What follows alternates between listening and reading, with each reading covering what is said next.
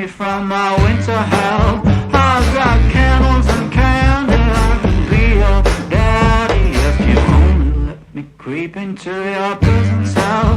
Hey baby, can you tell I'm not a criminal? Your choice is seminal. I want you to stay true to what's right for you. No matter who or know what will others say, just find your way and try to stay true.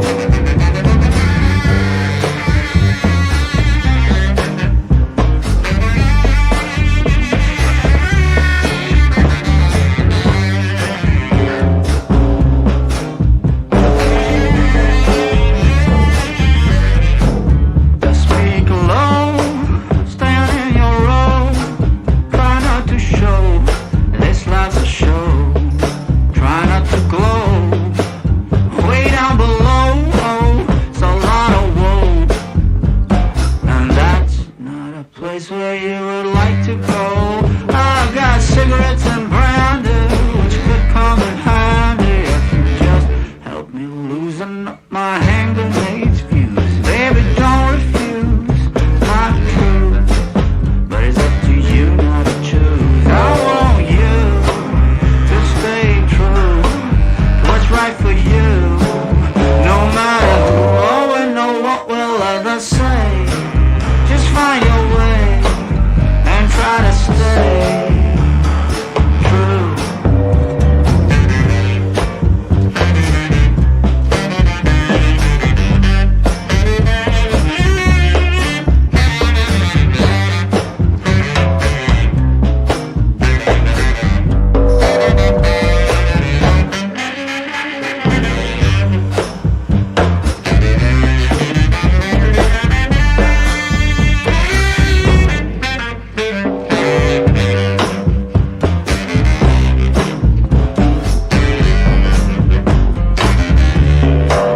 I want you to stay true to what's right for you.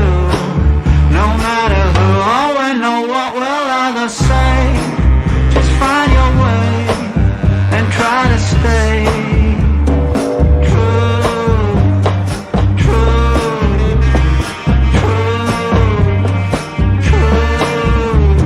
true, true,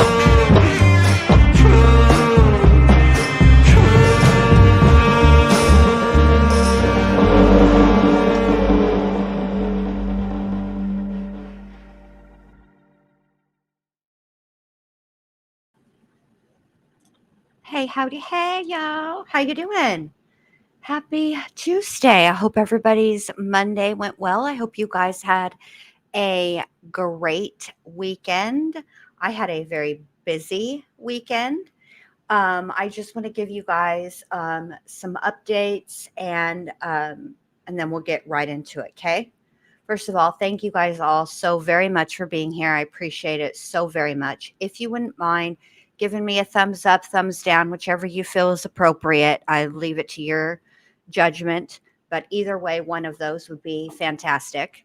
I would appreciate that. Also, I know that I owe you a members only live. I'm going to do it.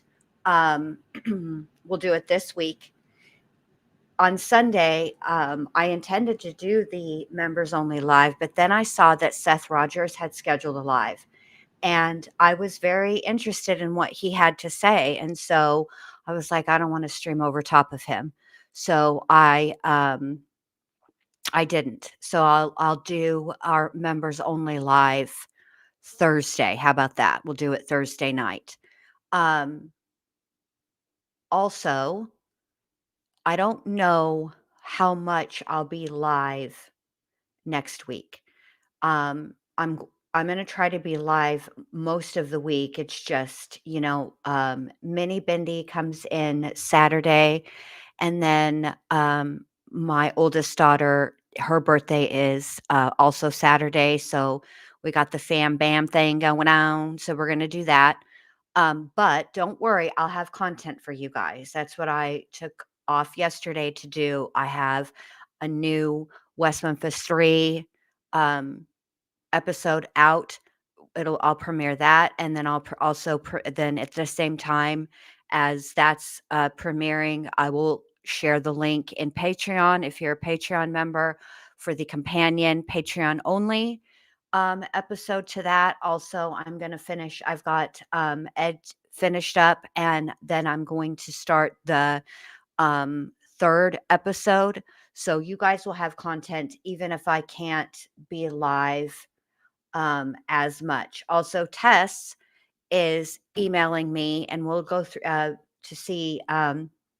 Sarah Boone has there's some phone calls from her evidently, and so Tess is going to send me those links, and I will play those calls and do commentary over them tomorrow night. Okay, last and final thing, I think there's probably something I'm forgetting, but I'll try to. Hopefully, it'll come back to me if I forget it. But anyway, if you look at the thumbnail, that is Diane currently. That is a picture of her during this parole hearing. I think what we'll do after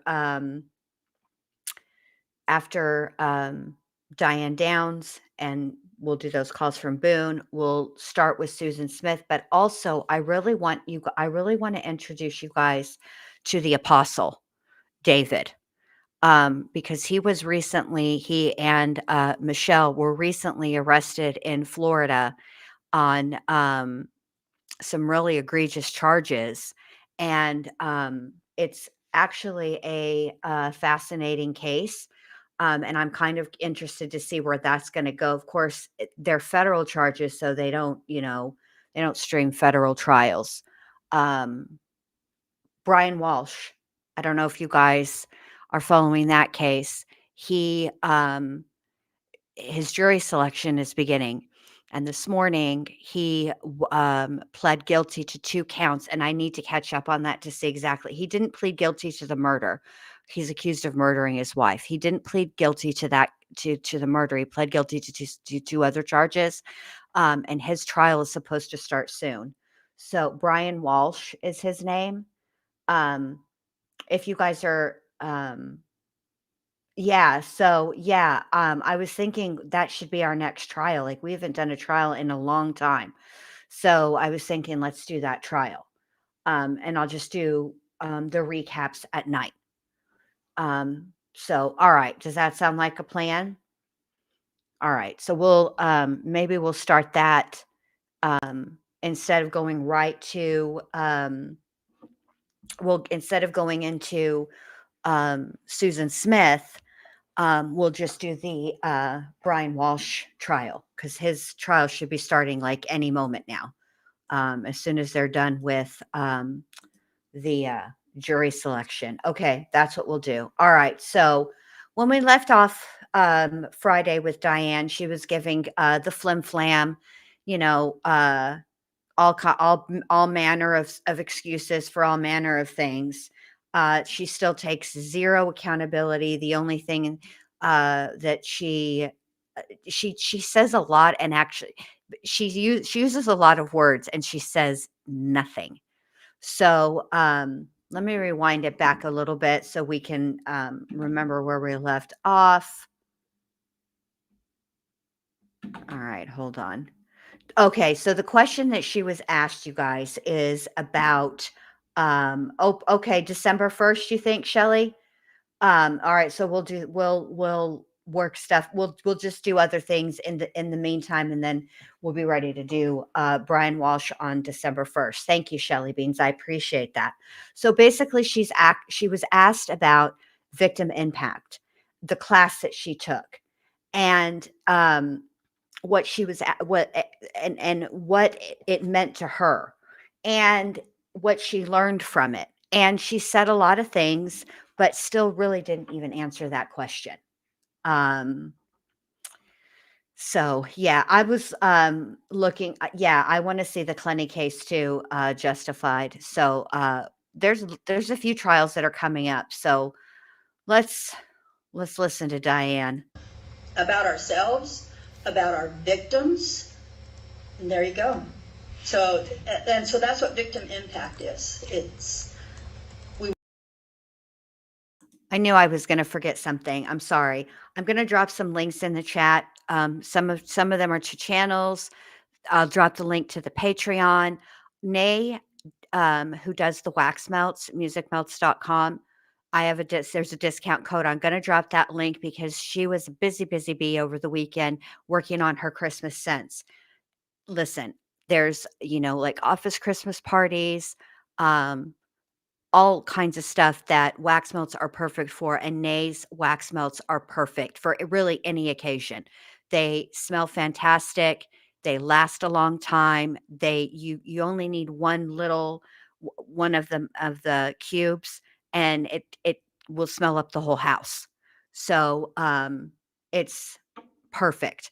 So I'm going to drop her link too, and then don't forget to use my code Queen of Roasting, and you'll get a discount. All right, here we go. Watch videos and we talk. Okay, and you said that people that are there, they want to be there because they want to kind of know why they did what they did. What was your motivation for taking the course? Well, I voluntarily took LTOP back 8 years ago. And it's exactly the same as CBT. I took it eight years ago. My reason was because I wanted to know what happened. Why? What makes me get to the point? Because I took LTOP right about the same time that I took the life scripting class. They were pretty much about the same time. And after life scripting, I said, wait a minute, I don't know something. There's some things about myself that I need to know about myself, and maybe this class will help. I looked at it as a class for me. And when I took it, they had victim impact, anger management, parenting, all the different classes that they had. And so I took it because I wanted to know why. Why is it that I am a literalist? Why am I just a person that if you ask me a question, I'm going to give you black and white, literally what the answer is, and not all the extras that go along with it. That's why one of the excuse me. When will you be giving just the answer and not all the extras that go along with it? When is that part? When do we get to that portion? Because that's literally never happened in the history of you ever. Any of your interviews, whether it be with police, TV, media, news outlets, your parole hearings, literally never have you just given the literal black and white answer without any of the extras. You've been asked a few yes or no questions, and you've not answered yes or no a single time. So when do we get to that portion of the all that is Diane Downs? Because we ain't been there yet. It's been like 7 years and you ain't said shit. Let's just call it what it is. All right, here we go. One of the members there asked me what I think. I told you what I think. That doesn't mean it is about Kimmer and Judy. That doesn't mean that that's what they're thinking. But you asked me what I think why I thought their behavior was that way. I'm literally answering questions. It's my purse. I don't know. But so through victim impact, I was able to stretch that a little bit further and see that not everything is literal. I took it because I wanted to be better. I wanted to know why. Why would I stop on the road? Why would I meet with somebody? Why wasn't I afraid? Why? And that's why I took it. And then, okay, so CBT, I didn't voluntarily take CBT. I was drafted. Hold on a minute. Back the milk truck up, ma'am. I don't think I'm ever going to get used to her saying, I wanted to know why I stopped on the road. That's her only regret. Give me patience. All right, here we go. I was drafted that time. Now, I went to board in 2020, Mr. Bailey knows, and James Taylor said, so I see you took these classes, and he wanted me to talk about them, and I did. And he said, sounds to me like they're just teaching you how to manipulate the board. And all I could do was laugh and say, well, Mr. Taylor, you never have to worry about seeing anything like that in my e-file again. I'll be doggone if 2 years later I got drafted into CBT. And so I asked to be removed because of what Mr. Taylor said, because I didn't want the board members to think that I was disrespecting you, that I was disregarding your wishes. If you didn't want me to take those classes because you believe that it's a manipulation. Wait a minute. Wait. Yeah, we just sat through that whole 2020 hearing. I don't recall him ever saying that. Do y'all? Y'all remember him saying that? Because I feel like if Mr. Bailey had said something like that, I would have remembered that. That seems like something that would stand out to me. I certainly remembered Greta, so I know I would remember come on. I don't want you to say, well, the heck with you, I can do anything I want, just watch me. And so I fought to not go to CBT. And I ended up doing the whole program anyway. That's why I can tell you that it is LTOP 2.0. It is exactly, they use the same videos for victim impact. Everything is the same. But because I had been through it before, I actually got more out of it because I wasn't just flailing around in the dark. Plus I had my life scripting class in between the two. So I knew that there was something that needed to be fixed. Before that, I honestly believed there was nothing that needed to be fixed. I really did. And now I know there is. I have weaknesses. I have things that I need counseling for. But I didn't think I did in LTOP. Took the life scripting, realized I did have weaknesses, got drafted into CBT, fought it, but I went every single day. And I participated every single day, and I got things out of it. So. If you could have access to any programming or therapy from where you're at, is there something specifically that you think that you need? Yes, I need a counselor who actually believes that I'm innocent and will listen to what I have to say. Spoiler alert, Diane, they're all listening to what you have to say. They go in to speak to you with an open mind. And the fact of the matter is, it's your words that actually convince people that you are. Where's my video? Where's it at? I'm sorry. I need breaks in this because she's so ridiculous.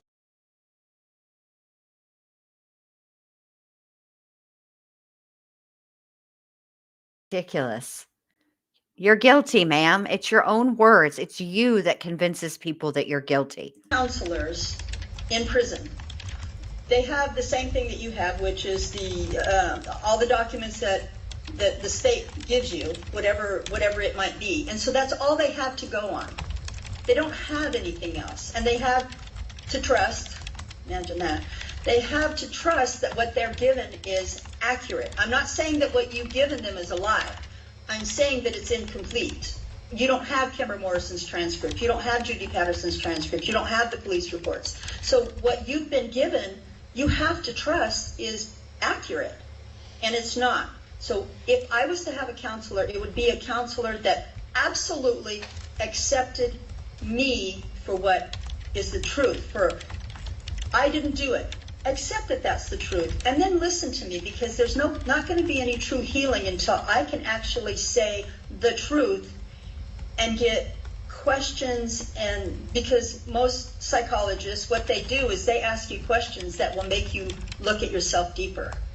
And so if I say I didn't do it, you go, okay, but don't you think maybe you're just repressing that? Well, no, I'm not repressing that, but now you're not asking me questions that are going to make me search deeper. And if they said, okay, so if their answer then, if they do believe in me, is I didn't do it, okay, so how do you think you got into that situation knowing that you didn't do it? What led you to that road? What led you to that?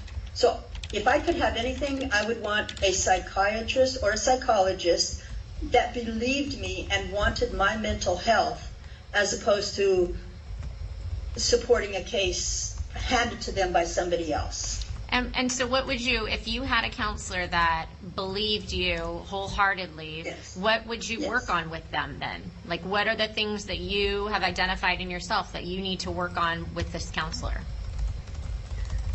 Wow. I don't even know, because most of it, I've talked with Dr. Rossi and Dr. Shoji, so they actually, whether or not they believed in me, they gave the appearance of believing in me, and so that was healing.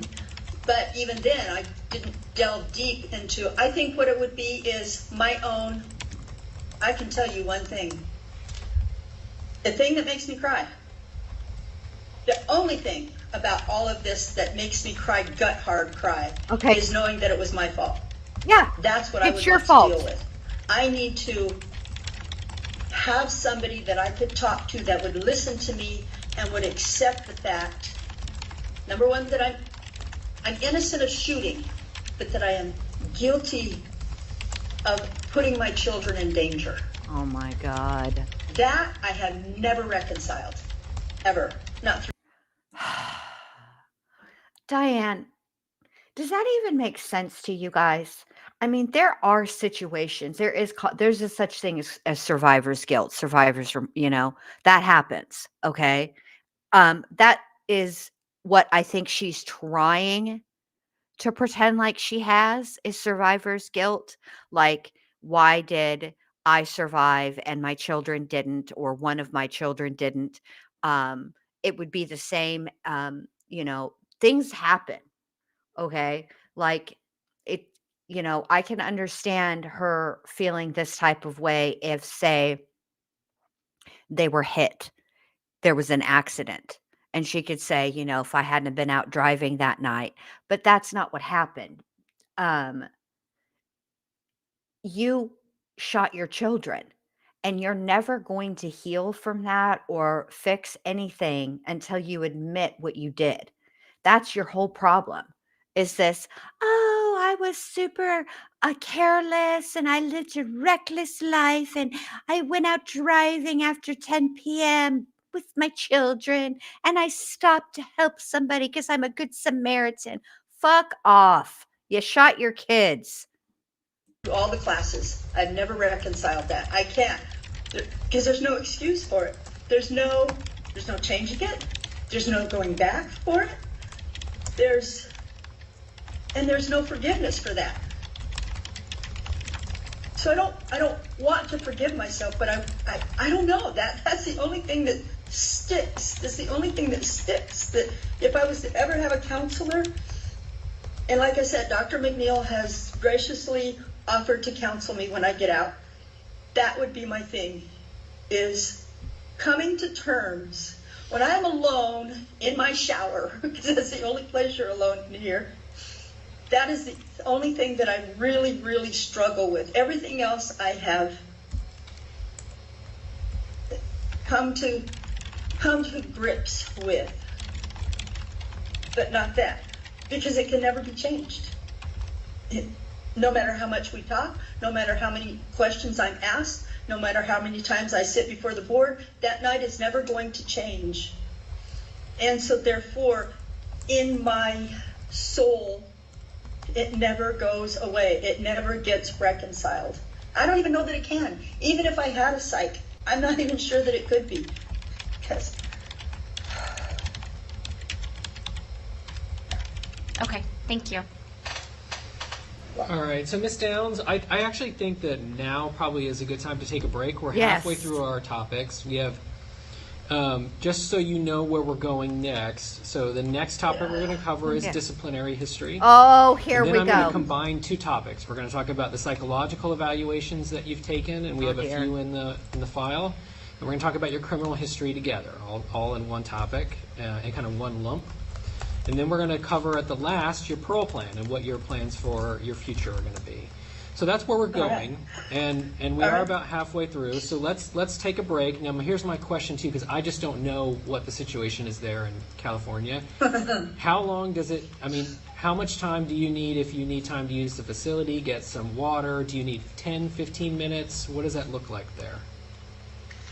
The bathroom is about 20 paces that way. Oh my and, God. He asked I don't for a drink water 'cause time. I don't want to have to go to the bathroom. So Okay. whatever you guys, I will be sitting here when you come back. Okay. Okay. How's that? All right. Well, All right. in that case, If something happens and you don't come back, I will go get the officer. If this screen goes black, because it's happened before, I will go get the officer and he'll put you back on. okay, Okay. perfect. I appreciate that very Fantastic. much. So let's go ahead and take an 11-minute break. We'll come back on the record at 10:35 a.m. And with Fantastic. that, we'll be Okay. off the record until then. Just so you know, Miss Downs, we might still be able to hear you on your side, so just heads up. Okay. Yeah, That don't was talk gonna be any my shit. question. I don't know if my attorney wants to talk to me during the break or if she's good, and I'm good. Well, and So- if that's the case, that's for you to work out with with the California staff to try and figure out a means to do that. I don't have the capacity to figure that out for y'all. Sure So that's doesn't. all. Okay. Diane, if you can ask the officer whether there's a way we can talk on the phone, that would be immensely helpful, but we can't talk on the video at all. Give me your phone call real quick because I don't have it on me. 503-490-0777. Okay. All right. Okay. All right. And with Sounds that- good. Thanks. Okay, and we'll come back in 10 minutes now. Thank you very much. Okay. Thank you. I mean, what the All right, Miss hell? Downs, we're back on the record. Can you still hear me? I can. Okay, good. Okay, so let Miss- me just explain really quickly. Shelly Beans, when she escaped, the Oregon said she can't come back, so they moved her to California. So that's where she's been for I don't even know how long, a long time, since like 1993, I think, or 96. I hope she has.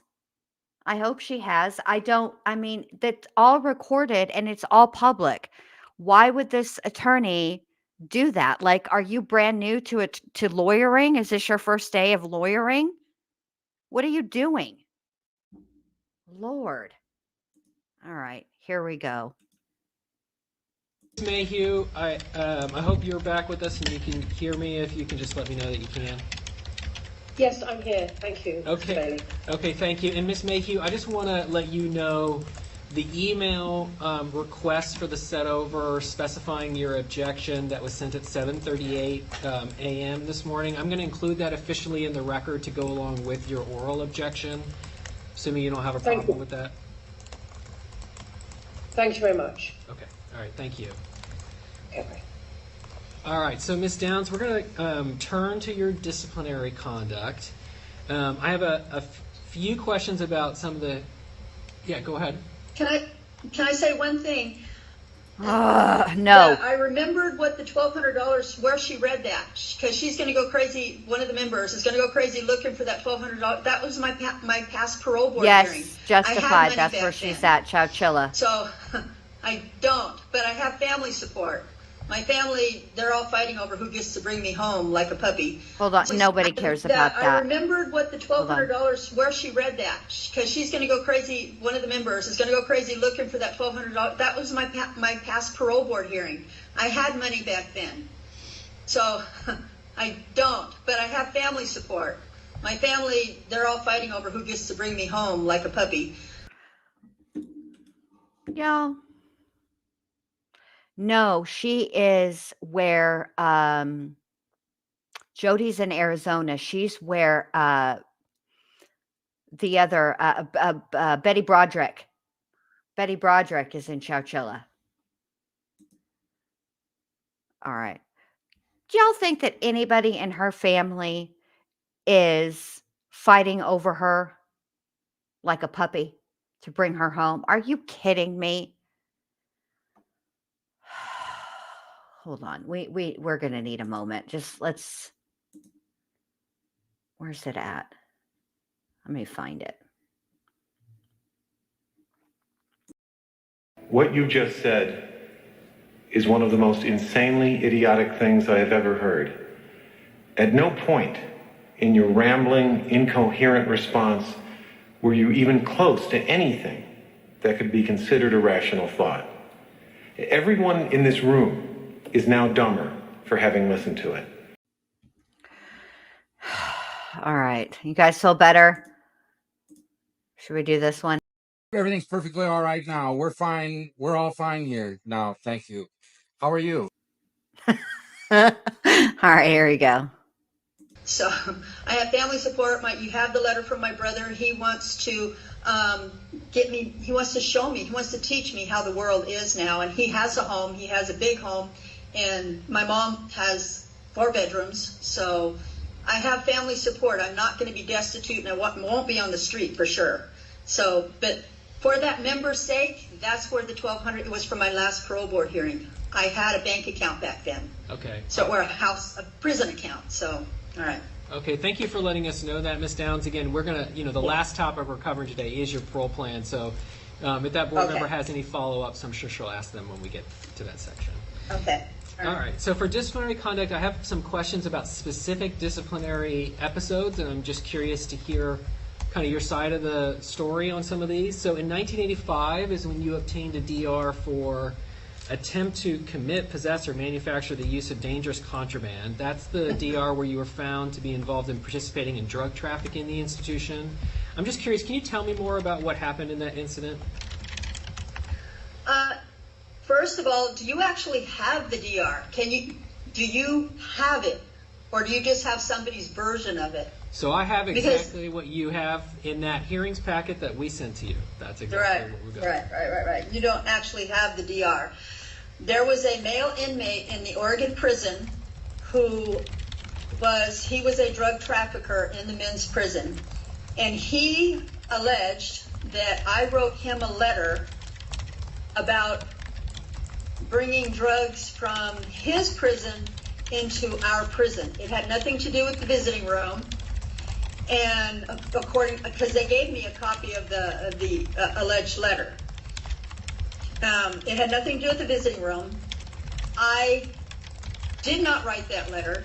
He was getting in trouble. He was being busted, and he figured if he could throw heat off on Diane Downs and that he's the good guy because, look, I'm trying to help take down drug dealers, he thought he was going to get himself out of trouble. And he did, by the way. He did not go to ADSEG. I went to ADSEG. But if the staff had truly, if the warden of Oregon State Penitentiary really believed that I was doing that, that warden would not have allowed me to walk from my women's prison to the men's prison to go to college to get my associate's degree. He would never have allowed me in that prison. And that same man to be on the prison floor with me. So clearly, not even they believed it at that time. So I did not write that letter. And it had nothing to do, even the letter itself, as bogus as it was, even that letter did not talk about bringing drugs into the prison. It was about, I think the letter said something to the effect of, I wanted heroin for a friend of mine. I didn't have any friends in the Oregon prison. So how is this supposed to happen? Oregon prison was not amenable to me. I did not have friends there. Okay, so it sounds like that you kind of contest that you were involved in bringing drugs into the women's prison. Did I get that correctly? Absolutely. Okay. And then in 1987, that is when, as we know, you escaped from the institution. Can you just let the board members know why you chose to do that? I had just received an affirmed without opinion, an AWOP from the Court of Appeals on my direct appeal. And I believe at that time we also got the Supreme Court decision that we came down. I think the AWOP came down in February and the Supreme Court denied review in May of '87. And the media called me and said, so how does it feel to know that you're never going home? I said, I don't know what you're talking about because my attorney did not tell me that I had lost my appeal. I had to find out through the media. And so I thought that was it. And somebody had found a suspect in the case, and that person had gone to the police and asked the police if they would investigate the suspect in the case, because the police said they couldn't find a suspect. The police said, as far as we're concerned, the case is closed. And so I left prison because I figured I would go find the suspect and do whatever I needed, tape record him, whatever was required to get his confession. And so there was a girl, won't use her name, it's in the police reports, which apparently you don't have. There was a girl that told me, my ex-husband will help you go find this guy, because I was talking to her, I was frustrated. And she said, yeah, my ex-husband will help you go find this guy. And like I said, I wasn't liked in the Oregon prison, and this girl was being nice to me. And of course, being the codependent person that I was, and young and stupid, I trusted her. And so I went to go see her ex-husband. He did not have a car. He had a bicycle, a 10-speed bicycle. She didn't tell me that part. And so there you go. That was why I left, because there was a suspect in the case, and I was going to go find this suspect. Okay, that's helpful. When you did that, did you have an idea of who you believed the suspect was? Yes, and it was a suspect. It was the suspect that I had picked out of a photo lineup. The police gave me his name. And so I had told this reporter, and the reporter allegedly found this person in Seaside. I did not know there was a Seaside, Oregon, apparently. So I was headed to Seaside, California, thinking that was the Seaside, that he was in California. And that's where I thought I was going to go. And this girl's ex-husband was going to drive me there. And she had this whole plan. It was all worked out, because, Diane, if you don't do this, you're never going to see your children ever again in life. And it broke my heart. And she had a plan. And so I executed it. And there you go. And that was it. That was... Go ahead, sorry. Yeah. It was stupid. It was stupid. I got as far as his house, and that was it. That was it. It was stupid. And when they came to get me, I gave myself up, and I came back to prison, and I've never, there you go. We did not find a suspect until the person who's been confessing, we did not find him until 1993. So in 1987, it was a waste. Okay. And who is the person in 1993 that you now believe, like you found, is the perpetrator? Oh, he confessed. He's confessed to numerous people. He's bragged about it. This man has a prison record going from the 70s. His first prison record was assault. His last one in 2006 was for assault. The man has been committing violence against Oregon citizens for 30, 40 years, 50 years, and 40 years. And he's the one that confessed. So, and he fits the composite, not just mine, but Christie's. So, and again, who is that, though? I'm confused who that actually is. Oh, I'm sorry. I used my daughter's name. I apologize. His name was James Claire Haynes. James Claire Haynes. Okay. So for those of you guys who are confused about what she's talking about, all of this is lies. First of all, her claim that it was her Celly's ex-husband is a lie. In fact, it was her current husband, and it caused quite a beef between the two of them. Diane was there for like a week, shacked up. When they came to get her, she came out in a t-shirt and chonies. That's it. Okay. And this is okay. So this is not a new version of a story. This is going back to her 2010 parole hearing. This is the story she gave in 2010, that she only escaped because she was trying to find the real perpetrator.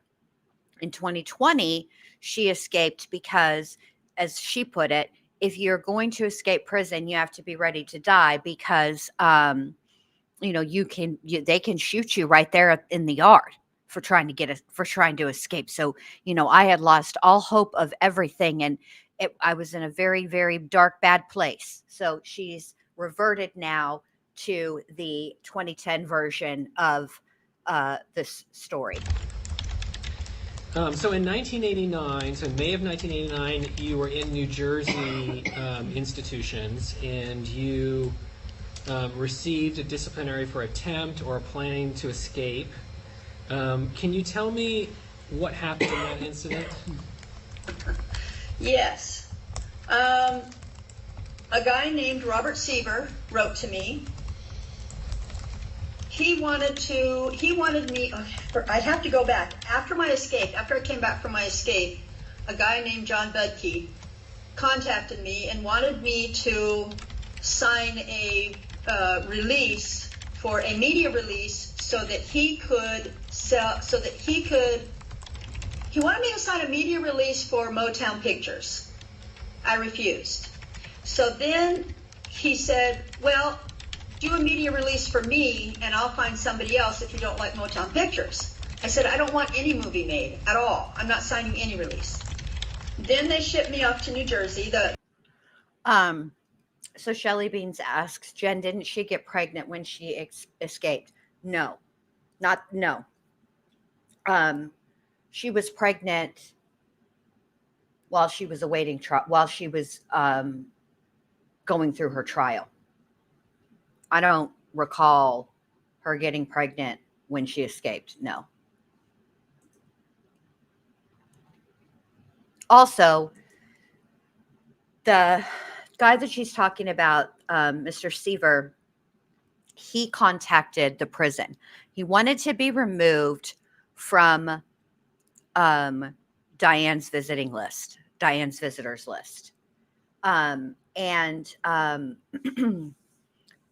She wanted him to help her escape, and he went to authorities and told them. No, that's somebody else. Bambi was a cop. I believe that she was gone. I believe that she was on the lam for a week, Tess Mac. Let me, I don't know why I just said your name like that, Tess Mac. I believe that she was on the lam for a week, Tess. Yeah, row to row. No, you're getting Bambi confused. Bambi is a cop. She was a cop.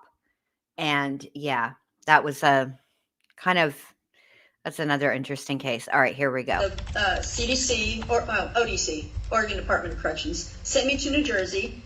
And while I was there, the second year, a guy named Robert Seaver wrote to me and said, I want to be your friend. Okay.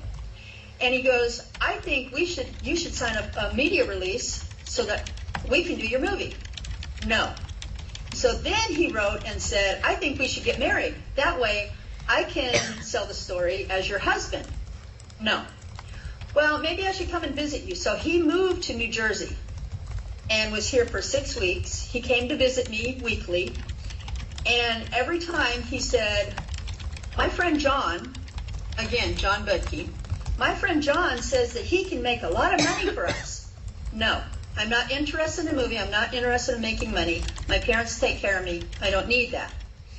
He stayed on me for 6 weeks, and the very last day that he came, he goes, John says this is your last chance. He wants you to sign the media release, and if you won't do it, then you're just going to be in a lot of trouble. And I said, how much more trouble could I be in?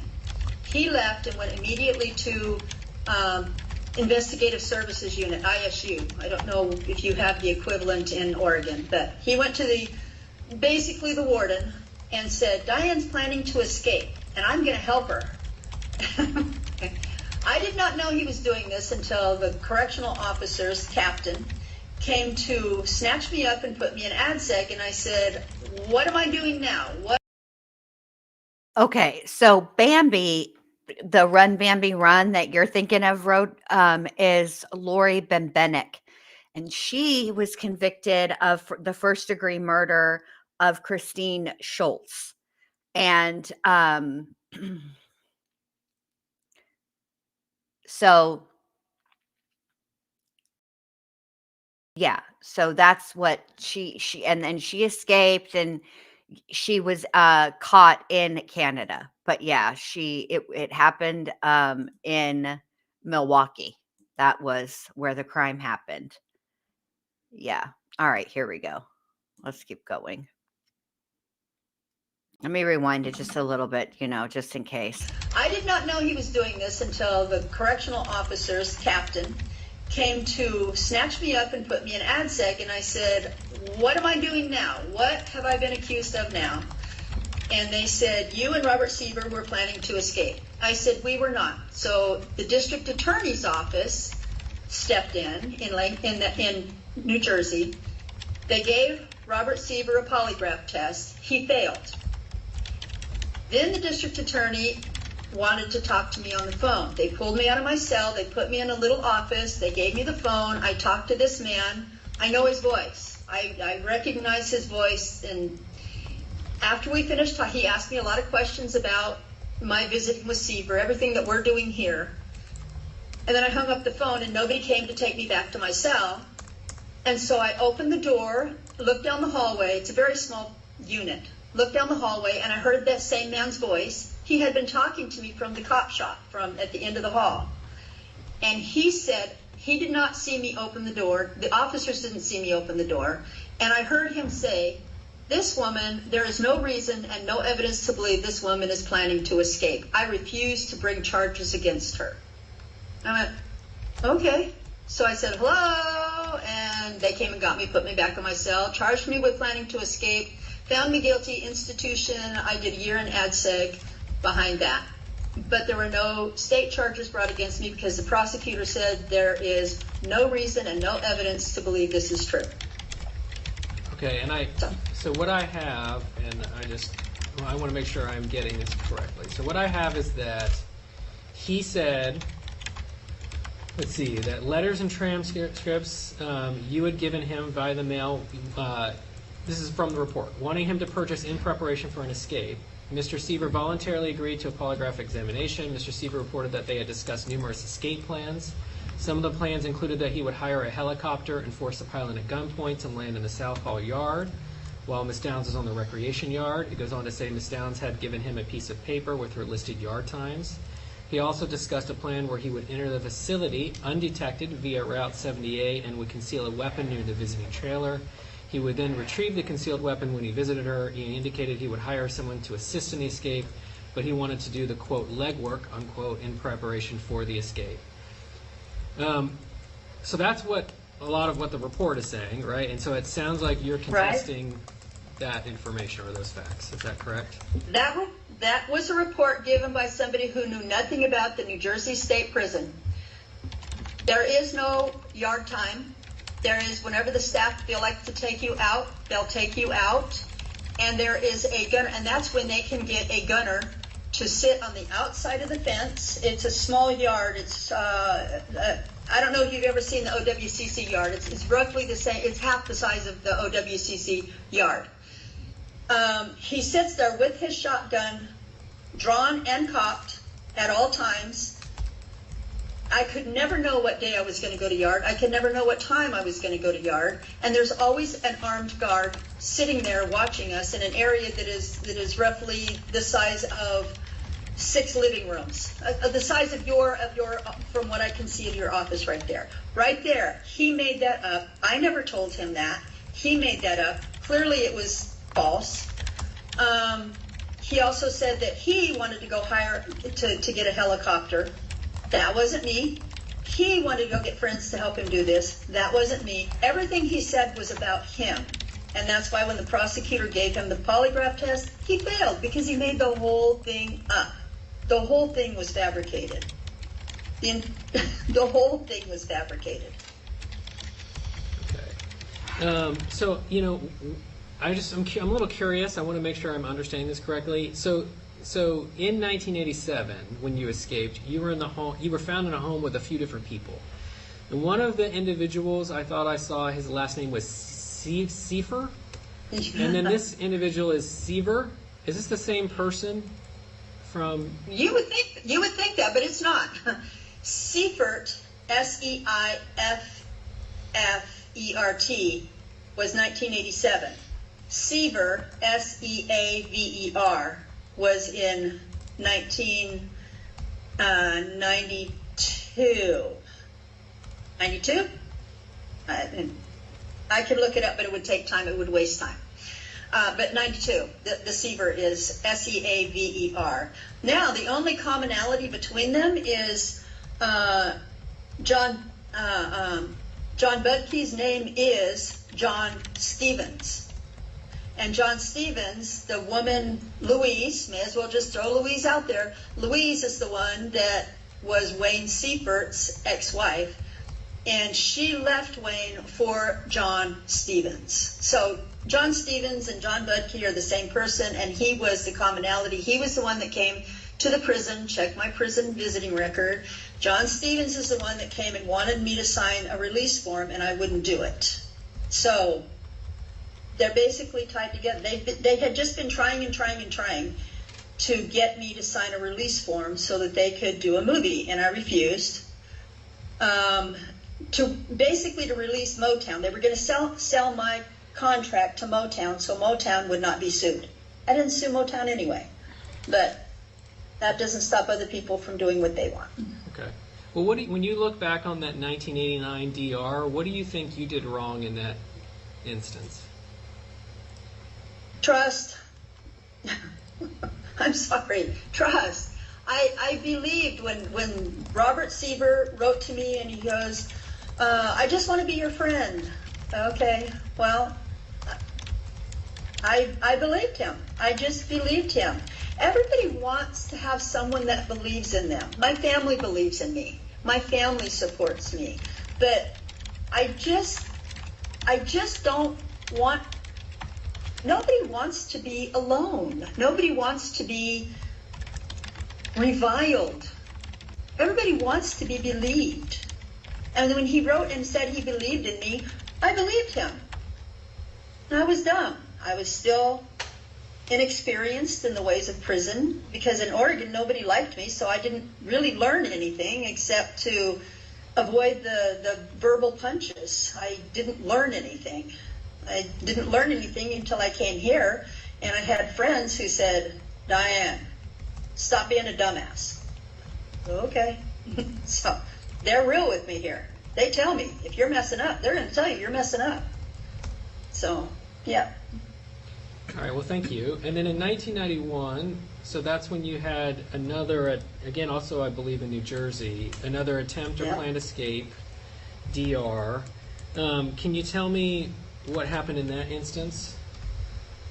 Yes. I was minding my own business in my cell, and they came and pulled me out, put me in ADSEC, and I said, now what? They said that I was planning to escape with an officer and that I had a light blue denim romper, sleeveless romper, which was thigh high, no legs, it was thigh high. And that I could, if I wanted to, transform that light blue sleeveless denim romper into a navy blue polyester officer's uniform and escape. There's no way that is going to happen. There was no dye in my room. There were no sleeves on the romper. There were no legs on the romper. And even if I had an officer's uniform, everybody knew my face. I lived in the Max unit. Visitors had to come to my unit. Chow came to my unit. I could not leave that unit except under armed guard. Everybody knew there was only 36 people living in that unit, 36 prisoners in that unit. There's no way I was going to walk out of that prison in a light blue, sleeveless denim romper. But they still found me guilty. And by the way, I'd had that romper for 2 years. They still found me guilty, and I did another year in ADSEC. So the report I have indicates that some of the items that were the basis for the DR were concealed under books or on a desk shelf and in your closet. So I guess I'm curious why they were concealed. They were not concealed. Living in New Jersey, each cell is like a submarine cell. You walk in the door, there is a closet on the one side, and there is a bed on the other side, and next to the closet is a green metal shelf. There are no doors, there are no curtains, and then there's a toilet. There's nothing to conceal. The drawer, the shelf, it's a desk, so that you can sit at the desk and you can write letters if you wanted to. It has a drawer space. It has one drawer space that is probably 1.5 feet tall by 1 foot wide, with no door on the front. And everything that you own is stacked on there. All of your clothes, you can hang what you can hang in the closet, and everything else, your jeans or whatever, your t-shirts, are folded and put on that shelf. Everything is on that shelf. That's where the romper was. There's nothing to be, the books were underneath, because they don't sit on top of the clothes and wrinkle them. The books were underneath and it was like 2 books. It was 2 books, and they were underneath the clothes. There's no way to conceal anything in that room. No way. Man, I wish I had a picture to show you. I really wish I had a picture to show you. That's all right. So when you look back on that, what do you think you did wrong in this instance? What I did wrong? Nothing. There was nothing that I could have done. There was no way to. I mean, you got to give it up for her. If she's honest, she doesn't think she did anything wrong. Oh my God. She never does anything wrong, though. Like, all of her stories have a theme. Letitia comes to mind here. It's always somebody else. You know, it wasn't me. It was so-and-so. I didn't do it. So ridiculous. See this. I can tell you what I did after the fact. My brother got photographs of the officers' uniforms. I'll send them to you if you want them, to show you, and a copy of the disciplinary report. I don't know if you have a copy of the disciplinary report, but I will send you a copy of the since you're not going to make a ruling for another 30 days. I can send you a copy of the disciplinary report that shows light blue denim romper, sleeveless, and a photograph of an officer wearing his uniform. I can send these if you would like to have them. It's your choice, so that you can see the truth. I don't know what I could have done. The romper was legal. I'd had it for 2 years. I don't know what I could have done differently. Okay. And then there's one more disciplinary that I want to talk about. Actually, sorry, 2 more. So in 1991, you also had in Oregon, wait, let me double check my dates. 1991, disciplinary, possessing, manufacturing, or use of dangerous contraband escape device, and they say you were in possession of a diagram of the facility, outlining the perimeter fence, cameras along the back of the perimeter yard, multi-purpose building, control center, and location of your cell, facility buildings, etc. I'm just curious, can you talk to me a little bit about what happened in that instance? Yes. I was watching TV. No, I wasn't. I wasn't watching TV that day. I was sitting there reading a book. And Sandra Poole opened the door, and she said, "Give me that piece of paper." I said, "What piece of paper?" She said, "The one that's on your desk." I said, "Okay." It was on my desk. That's how she saw it. I wasn't hiding it. It wasn't anything. I was drawing a floor plan because I was going to court for my post-conviction hearing, and I was going to be going home. Absolutely. All the evidence that we had absolutely stood in my favor. And so I was going home. I was drawing a floor plan because that's what I do back then, that's what I used to do when I stress, is I draw floor plans. I have done it since I was a child. I don't know why, but that's my de-stressor. It was not a floor plan of the prison. If somebody was going to help me. Oh, for the love of Pete. Now, as a de-stressor, she draws floor plans. Huh. Imagine that. Imagine that. How de-stressing that must be, just to sit in your prison cell at your prison desk drawing a floor plan of the prison that you're in. Diane, do you even hear the words that are coming out of your mouth? Like, I know there's a lot of thoughts up in that brain of yours, and what I am just shocked about is that these are the thoughts that win. If these are the thoughts that come out, imagine the thoughts that she's holding back. Escape. It would be easier to help me escape on the way to court. It would be easier. Everybody knew which cell was mine. I had been, because they made a special cell for me. It had bars on the window. It was a screen mesh on the window. The prison, everybody can approach it from any side without trouble. I had been gone from that prison for 3 years. If I was going to try to teach somebody how to help me escape from that prison, I would not have waited until I got to the prison and I never sent it in. I never sent the diagram in the mail. Coffee and Skeleton says, actually, I used to draw house floor plans when I was really focused on wanting my own house. That makes sense. Okay. If you have like a dream and you want to bring it to fruition, yeah, that makes sense.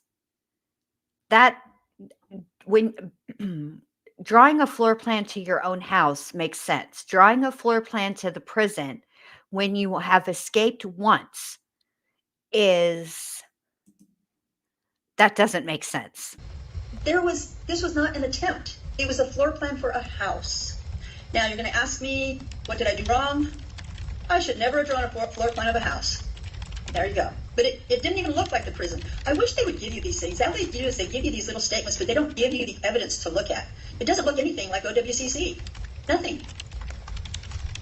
And then lastly, Ms. Downs, I'm curious about the 1994.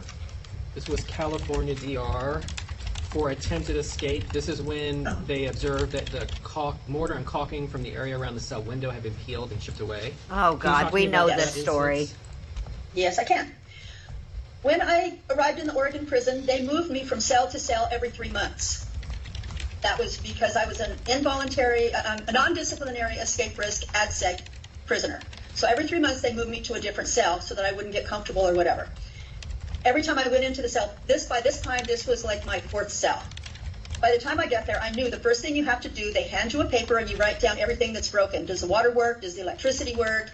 Whatever. And so you put it in and the officer puts in a work order to have it repaired. So when I walked in, I was putting my hands back through the food court for Officer Molina to take my handcuffs off. And when I looked up, I could see the window. I said, Molina, the caulking is out of this window. She goes, where? So she didn't take the cuffs off. She opened the door. She had me stand by. She went in. She looked at the window and she goes, these dumbasses. Sorry, I'm just repeating.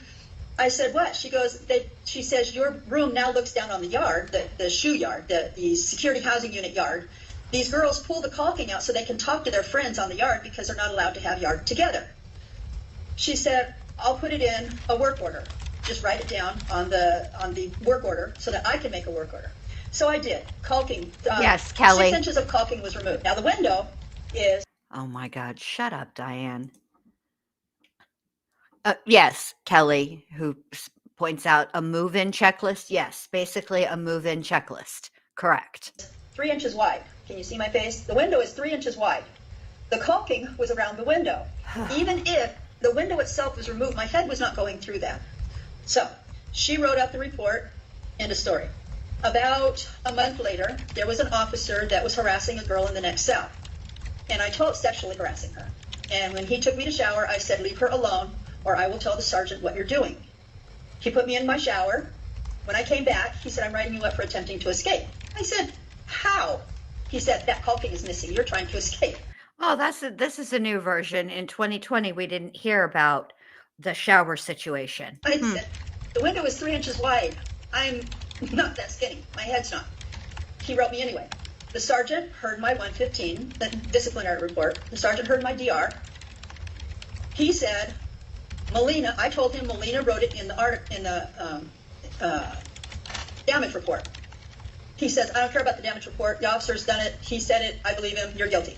I appealed that finding all the way to Sacramento.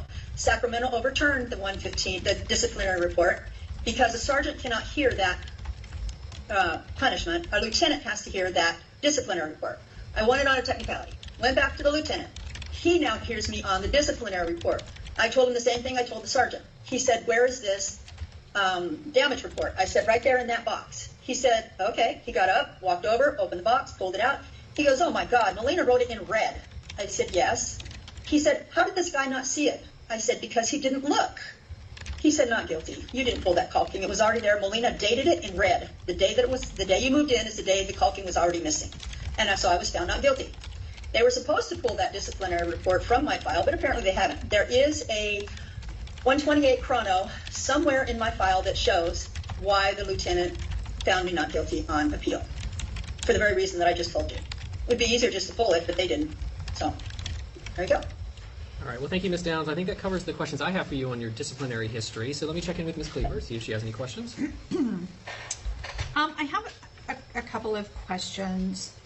So, in 1987, when you escaped, did you have the name of the person that you believe is the killer?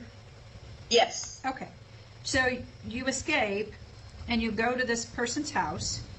Yes. And what did you do? Because you stayed there. You didn't go to California. You didn't go to Seaside, Oregon. So what'd you do? I stayed there, and when I got there, I told him, Louise sent me. She said that you will help me get to California. He pointed to his 10-speed bicycle and he said, how? I don't have a tandem. What can you do? Then there was a 14-state manhunt. I didn't have a backup plan. I did not call my family. I was not going to incorporate my family in any of this. And there was nothing to do but sit and wait. And I knew that somebody would come and get me eventually. And they did. So Louise told them where I was. She waited a week, and then she told them, because she knew my fingerprint. This is what she told me after I got back. She said, I thought you would be gone. I waited a week so that you would be gone and your fingerprints would be there and Wayne would get in trouble. Okay, so this was an elaborate plan by Louise Louise. to get her ex-husband in trouble? In trouble, yeah. Okay. That's what the police report, they don't ever give you any other reports. That's what the police report said. Well, The police report. you just told me that's what she told you. She told me through the window, and I got all the police reports. I know everything that every officer was doing when I went over the fence. Okay. None of those were confidential, every single one of those. And so I know what Louise told me through the window, and I know what the police reports all say. Oh, okay. So I guess, but you wanted to escape, right? Yes. Okay. And so this was as much your plan as it was Louise's plan, correct? Oh, absolutely, yes, yes, Okay. yes. So even if this was some sort of plan by Louise to make her ex-husband look bad, you still wanted to escape Sure. and did escape. Yeah, she had her reason, I had my reason, Okay. yes. So when you got to the house and you realized there was no way to get to California, why didn't you turn yourself in at that point? I didn't like prison. Sorry, I just, I'm not making light of it. Prison is a horrible, horrible, horrible place. And it was just awful. No one wants, no, that's not true. There are people who like being in prison. I didn't like being in prison. Okay. And then you talked about the 1989 attempted escape with, and I'm going to be honest that there was a couple of things about it that were a little confusing to me. So you said that John Stevens and John Budke are the same person? Oh, yeah. Oh, So, yeah. John, Yes, they are. Okay. So you first met John Stevens when? He came, after I returned from my escape, he came to the visiting room to see me in September of 1987. So I saw his face. I know his face. Okay. I know who he is, yes. Okay. And when Robert Seaver, when I was in New Jersey, Robert Seaver sent me pictures of his 4 friends and his 4 buddies that he hangs out with, and one of them was John Stevens, but he called him John Budke. Oh, okay. So the escape attempt in 1989, again, this was a group of people setting you up because you refused to sign a media release. Is that what I'm to understand? I don't think they were intending to set me up. That's what happened, but I don't think they intended to. Robert Seaver wrote to me. The claim was made in May, and I went to ADSEG in May, and Robert Seaver returned to New Jersey in May. To Oregon from New Jersey in May. In September, he wrote to me several letters and said, I'm so sorry for what I did. John said that we were going to split the money. He sold the story for $25,000 about how we were going to escape, and he was supposed to split the money with me, but then he lied to me and he kept the money, and I'm so sorry. I'm sorry that I did that to you. I still have that letter. Okay, so there's 2 plans. The first plan was they wanted you to sign a media release. And you were talking with Mr. Bailey, and you said they told you if you refused to sign the media release, you would be in more trouble. You refused, and that's when they went to the warden and laid out this plan. Yes. Right? Yes. That's my understanding. That's according to the police reports. Yes. So they did try, in your testimony is that they tried to blackmail you into doing a media release, and when you didn't, they did this. Yeah. And that you had Yes. no intention of escaping? No. Okay. No, we were going to court. I had a post-conviction hearing. this was in May, and my post-conviction hearing was scheduled. It was on the calendar for September of 89. Okay. I filed for post-conviction relief in 87. Steve Gorham was appointed to represent me in 87. He had gathered evidence about all the evidence that he'd gathered to put together his Fifth Amendment petition, and we were going to court. I was going to be brought back from New Jersey to Oregon for the post-conviction hearing in September of 1989. Okay. So for me to, and that's what I told Seaver. I said, I'm going home. I'm going back to Oregon in September. Why would I sign a media release after my name is cleared? Then and why would I marry you after my name is cleared? I have a life to go home to. It doesn't involve being married to you, and it certainly doesn't involve doing a movie. I don't want a movie. I don't care about a movie. Nobody's ever gonna. I'm not interested. Okay. And so, you know, it says in the documents we received that Mr. Seaver turned over numerous items, including tapes, letters, and transcripts. True, and true. They don't just like, I mean, okay. Can it happen that officers use their power, their ability to write prisoners up for things that they actually didn't do? Yes, that does happen. It's not unheard of. But in this situation, that's not what happened, because this guy turned over a ton of stuff to prove that he was telling the truth. Sorry if the hiccups. Between the two of you, or are those, what do you say about that evidence? I sent him trial transcripts. He says, because he kept saying his mom didn't believe, his mom was mad at him for dating me through the mail. And so I said, well, here. So I sent him trial transcripts to show her. That was the trial transcripts. I don't know how that could be used against me. I did a tape recording for him. There was nothing in there about escaping. You guys have been told that I'm intelligent. What kind of dumbass would have to tape record escape plans and send it out of the prison? And if I was, it would be ludicrous. And there is nothing on the tape recordings, one tape recording, there's nothing on there about escape plans. It sounds ominous because he turned over tape recordings and all this, but there's nothing on there about escaping. Nothing. And I don't know what kind of a shopping list it is. I don't even know what the shopping list would be. I do know that he told that during the disciplinary report hearing, they said, you were planning to escape to Canada. Of all the places I would not go, it's Canada. I hate the cold. I was raised in Arizona. I hate the cold. I would not go to Canada. But that was part of his fantasy. That was part of his storyline. Okay. And then you then said that these two men then used your disciplinary action to sell a story and earn $25,000? That's what Robert Seaver wrote in a letter to me. I don't know that he did or didn't, but that's what Robert Seaver wrote to me. He said, I am so sorry. Please take me back. I was wrong. John lied to me. He said we were going to make $10,000, but he sold it for $25,000, and he's supposed to give me half, and he didn't. That's a letter he wrote to me. Again, I'm only telling you what he wrote to me. I don't know that it's true. Okay. I can only tell you from my end what I received. Okay. And then you overheard the district attorney tell prison officials that you shouldn't be charged. Yep. And then prison officials proceeded against you anyway, against the advice of a district attorney?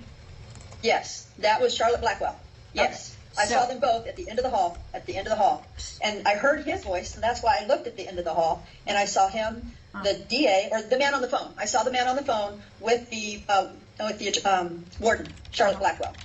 And they were talking, and he said, there is no evidence and no reason to believe this woman is planning to escape. There's no way I can bring charges against her. So there seems to be kind of a theme that you are a person who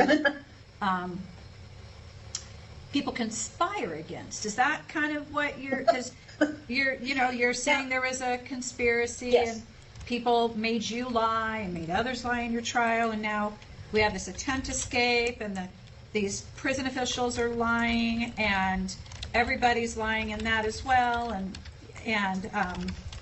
then when you're talking about the other, this seems to be a theme. Why do you think this keeps happening to you? Well, you kind of turned a light bulb on for me. Oh. Yes. According to the dangerous offender, I have to be mentally ill for you to keep me here. I sure look crazy, don't I? And yet every single thing that I've told you is true, and I have documents to prove it, but they don't give you those documents. All they give you is their version of it, which is, she made this all up. I'm definitely, since you're not going to hand down your decision today, I'm definitely going to send you the documents, because you need to know I am telling you the truth, and I did not make this up. You need to know that I had a light blue denim romper, which could never have been turned into a navy blue polyester officer's uniform. You need to know that. I don't know why people say the things they do.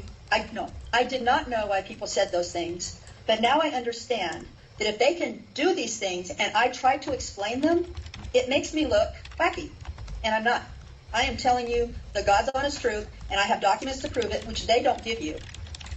And but it's still, you don't have those documents. You still think, oh, she just makes this all up, but I didn't. They made it up.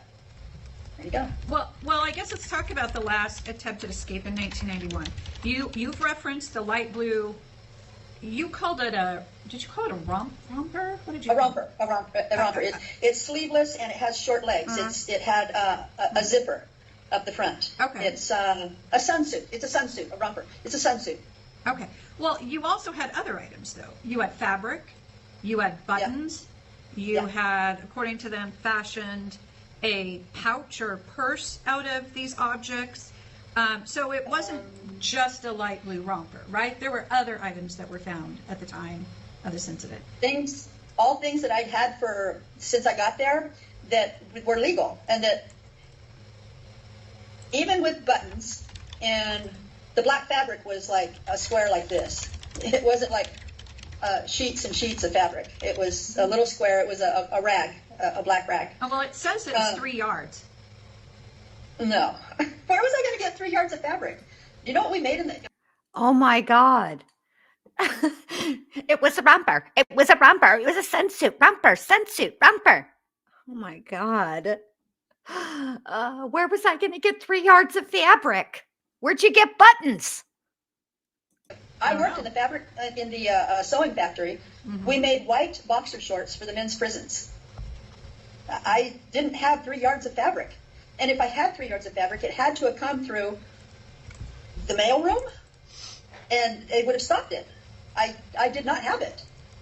Okay.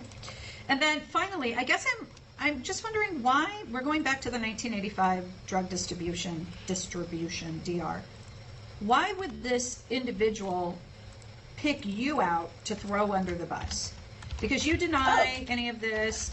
You deny that you were involved. You deny writing that letter. Yeah. So why would he, of all the people he could pick, why would he decide to choose you and, as you put it, throw you under the bus? I don't understand that. When he is a lifelong criminal. He had been in California juvenile facility since the age of 14. By this time, he was 36. So he had been in and out of prison. He had only had 2 years outside of prison since the age of 14. Okay. So he thinks like a prisoner. He doesn't think like you. He doesn't think like normal people.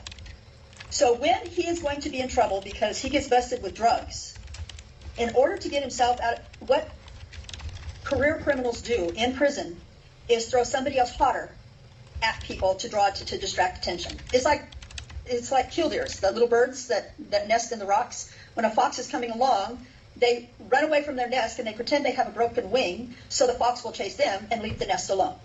That's what he was doing. He was saying, oh, I've got something from Diane Downs, and she's trying to convince me to transport drugs into the prison through I don't know how, because I wasn't going to the prison at that time. And I wish you had a copy of the letter. It didn't even say anything. It's simply what the letter said was something to the effect of, I have a friend that wants some H. I didn't even know what H was at the time. Apparently that's heroin. I have a friend who wants some H. And is there a way that you can get it to me through the school system? The school system? Okay, that's what the letter said, because they gave me a copy of it. I was not yet going to college. It was after that, it was about 4 months after that, the warden of that prison, of Oregon State Penitentiary, granted me permission to enter his prison in the school system, in the college program. If the warden believed that Frank Sousa was actually telling the truth and that I wrote that letter, he was never going to let me go to his prison, especially not to sit in a classroom with Frank Sousa. It just wasn't going to happen. So even they knew Frank's history of throwing other people at the COs to distract them. Frank had this letter, and he claimed to have had this letter for 2 months or something, and yet he never turned it in until he's getting busted. The whole story was bogus, and the staff knew it was bogus. But my staff found me guilty. I got charged with the disciplinary report, and I got found guilty. So, okay, so when you say the... I mean, can y'all believe the amount of bad luck this woman has in her life? First, it all started with just driving down a road and being a good Samaritan and helping somebody out. And boom, bang, what do you know? Her children and herself are shot. One of her children doesn't survive. The other two do, but they have life-altering injuries. Then the DA, her lawyer, all the people know that she is completely innocent of this and that somebody else did it. But, you know, what the hell? They're already going to court anyway. Somebody's got to pay for this crime. So they pin it on Diane. 12 people find her guilty. She's shipped off to prison. Then she gets in contact with 11 billion different kookaloos who actually turn out to be two kookaloos, right? And they convince her to do all of the things. And then she hooks up with the worst celly on the planet who uses her want and need to find the real perpetrator of this crime to set her ex-husband up. And so Diane escapes and then is at the ex-husband's house, gets, turns herself in, all of the things. And then when she gets to the various prisons, every prison she's gone to, she's had at least one disciplinary report. For most of them have been for an attempted escape, but none of them are her fault. She is set up by every single person everywhere she goes all the time. This woman, if it weren't for bad luck, man, she'd have no luck at all. I would have to leave. If I were on the parole board at this point, I would be like, look, I need a break. I can't hear no more of this for a while. I need a break. I need about, 2 cigarettes and a Pepsi at this point. I've had enough. Like, come on. This is why she's never going to get out. It's this crap right here. The whole staff knew it was bogus. You mean the staff in the men's prison, but yes. Your staff did not find it to be bogus, correct? I would assume that they did not find it to be bogus because they charged me. They wrote a disciplinary report and they charged me and found me guilty. Correct. And you received 3 months in segregation, correct? Yes. Okay. And then that was in May, I think, June, July, August, and then in September I started school. And did you know Frank Sousa? We were pen pals. When I got to the prison, he wrote to me, "Oh, so you are the infamous Diane Downs." That's right. So I did not know he was the infamous Frank Sousa. So the two of you were exchanging letters this whole time? I'm Googling. Yes. How long did that go on for? I arrived in the prison August 30th of 1984. He started writing to me in September of 84. And so this was 85. So we had been writing for maybe 6 months, I guess. We had been writing for about 6 months. And you weren't part of the system back then, so you don't know. I didn't have to write through the mail system. We had a mail system that, have you ever been to OSP and OWCC? Do you know the layout? I have been to both, yes. Okay, good. So the women could actually marry the men and go over there for visiting. Every Friday they could go to visiting day, so they could actually marry. There was that much of a connection of an interlocking system between those two prisons.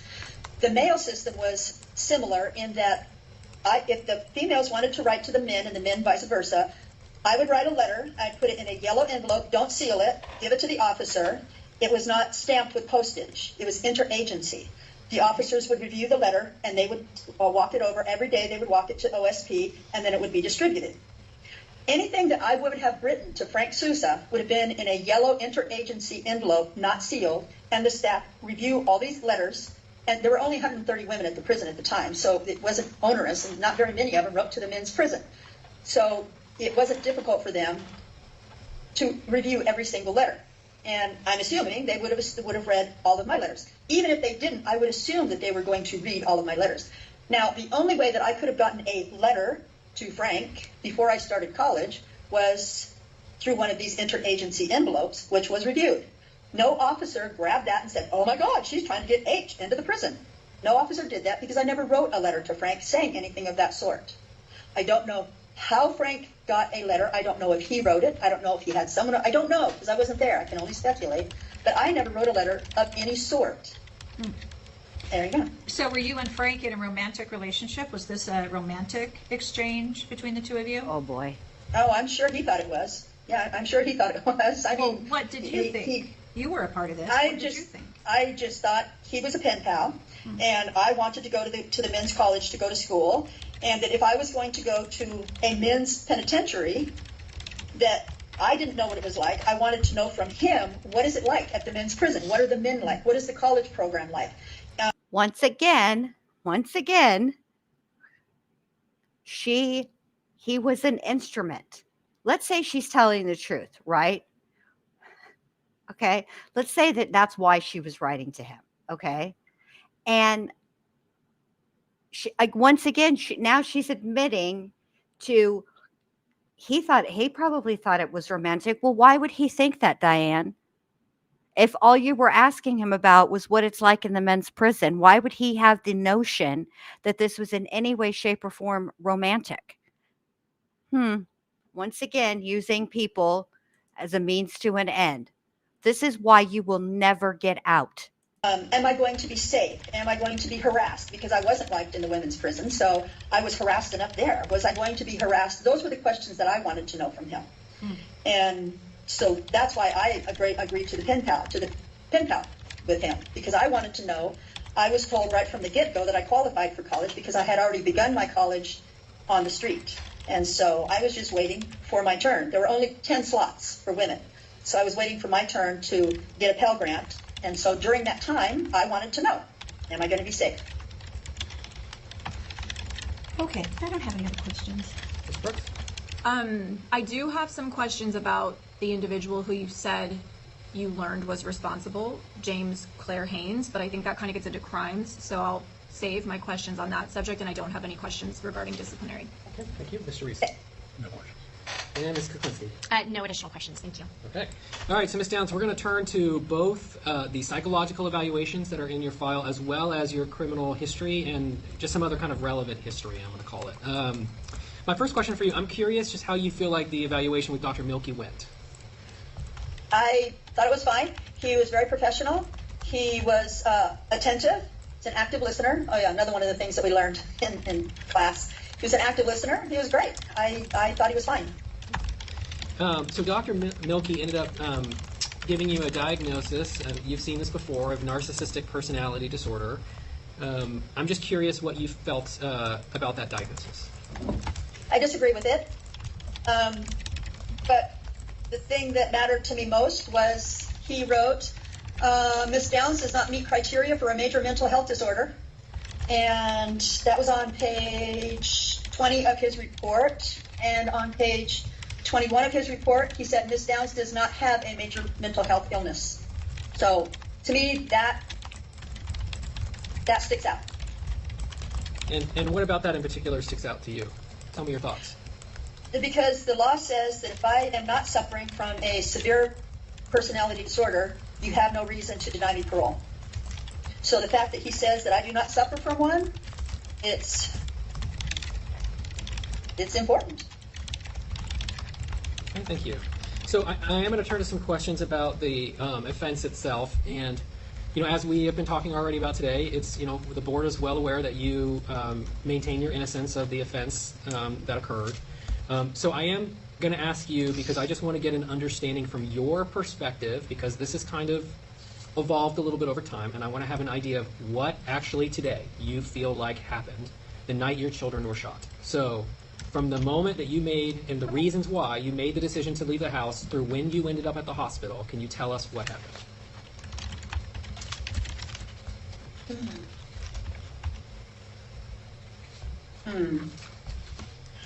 Well, my kids and I went in for a penny, in for a pound.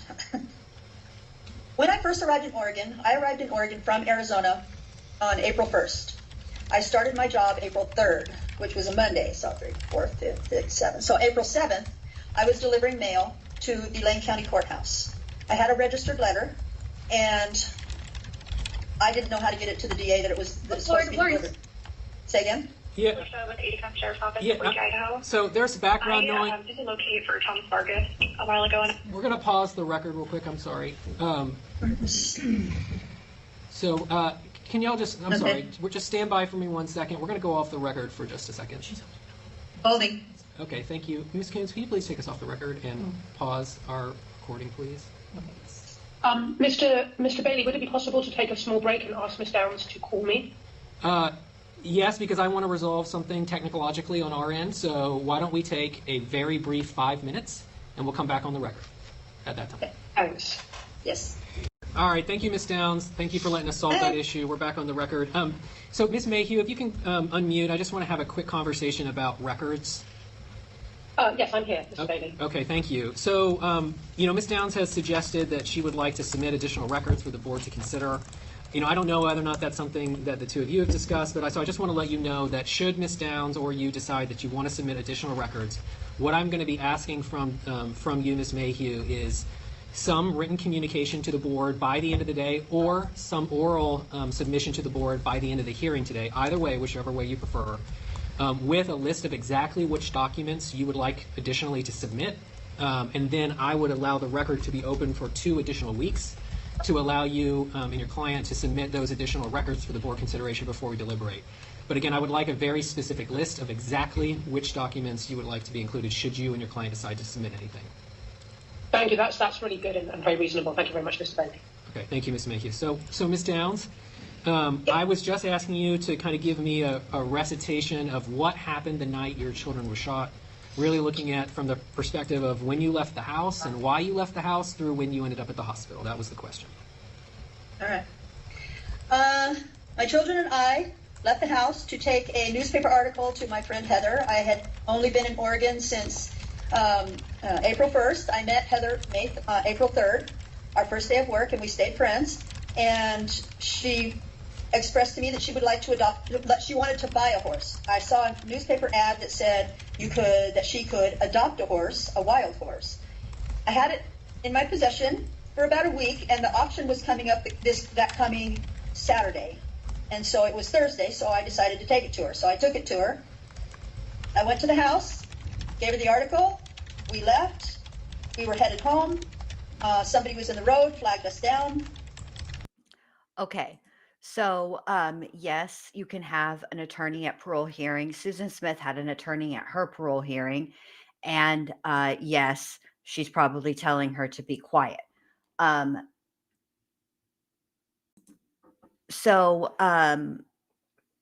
Yo-Yo Max said her lawyer on the line is saying that they are going to court with something about her case.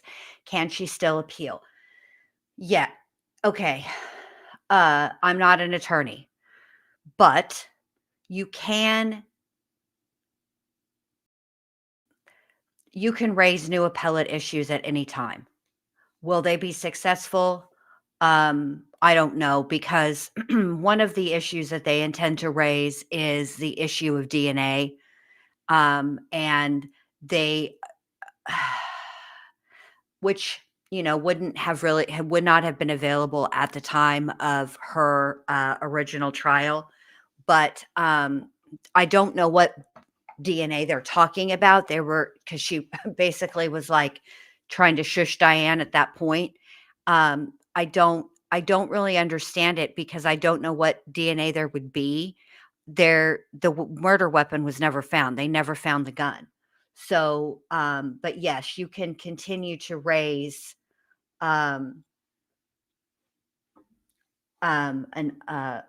new appellate issues. Also, this whole story about this phone call or whatever, there was somebody in the comment section whose name escapes me right now who pointed out that Heather is the person that whose house she went over to.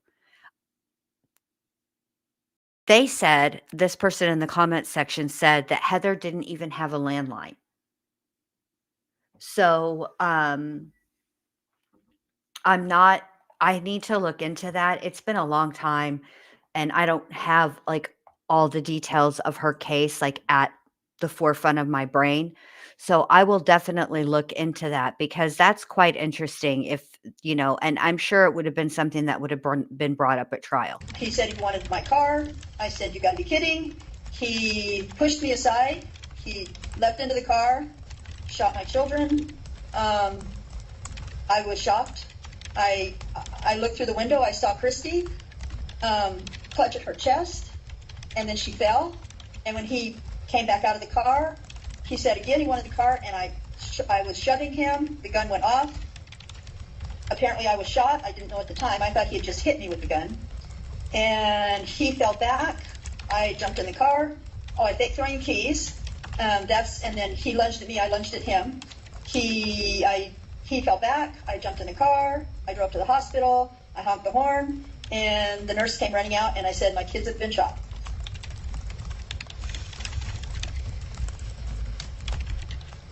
Okay. And I know this is new. This is new. The board hasn't done this in prior hearings with you until today, Ms. Downs. I just want to remind you, we're gonna do everything we can to use the kids' initials. Obviously, your children's initials, not their names. Yes. So just as a reminder. Yeah. Okay. So Yes. when I asked you who you felt like shot your children, who you believe was the culprit, you said James Haynes is who you think ultimately did it.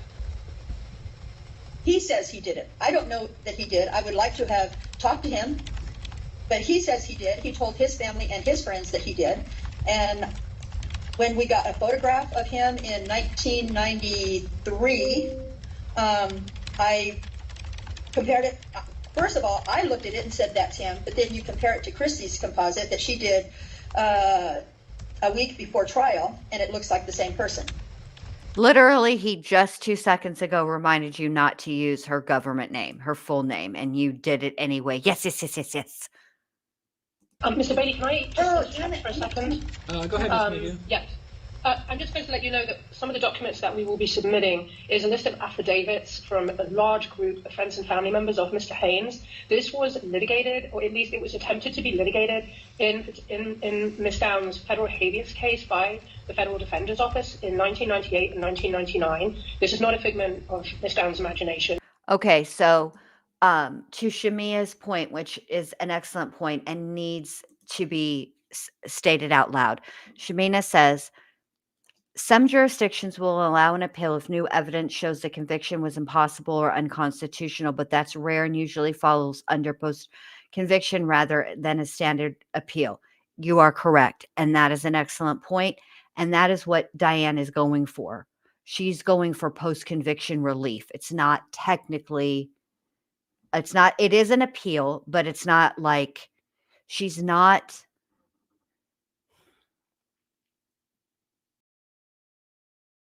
It's not a standard appeal like Shamina pointed out. Just leave it there. All right, here we go.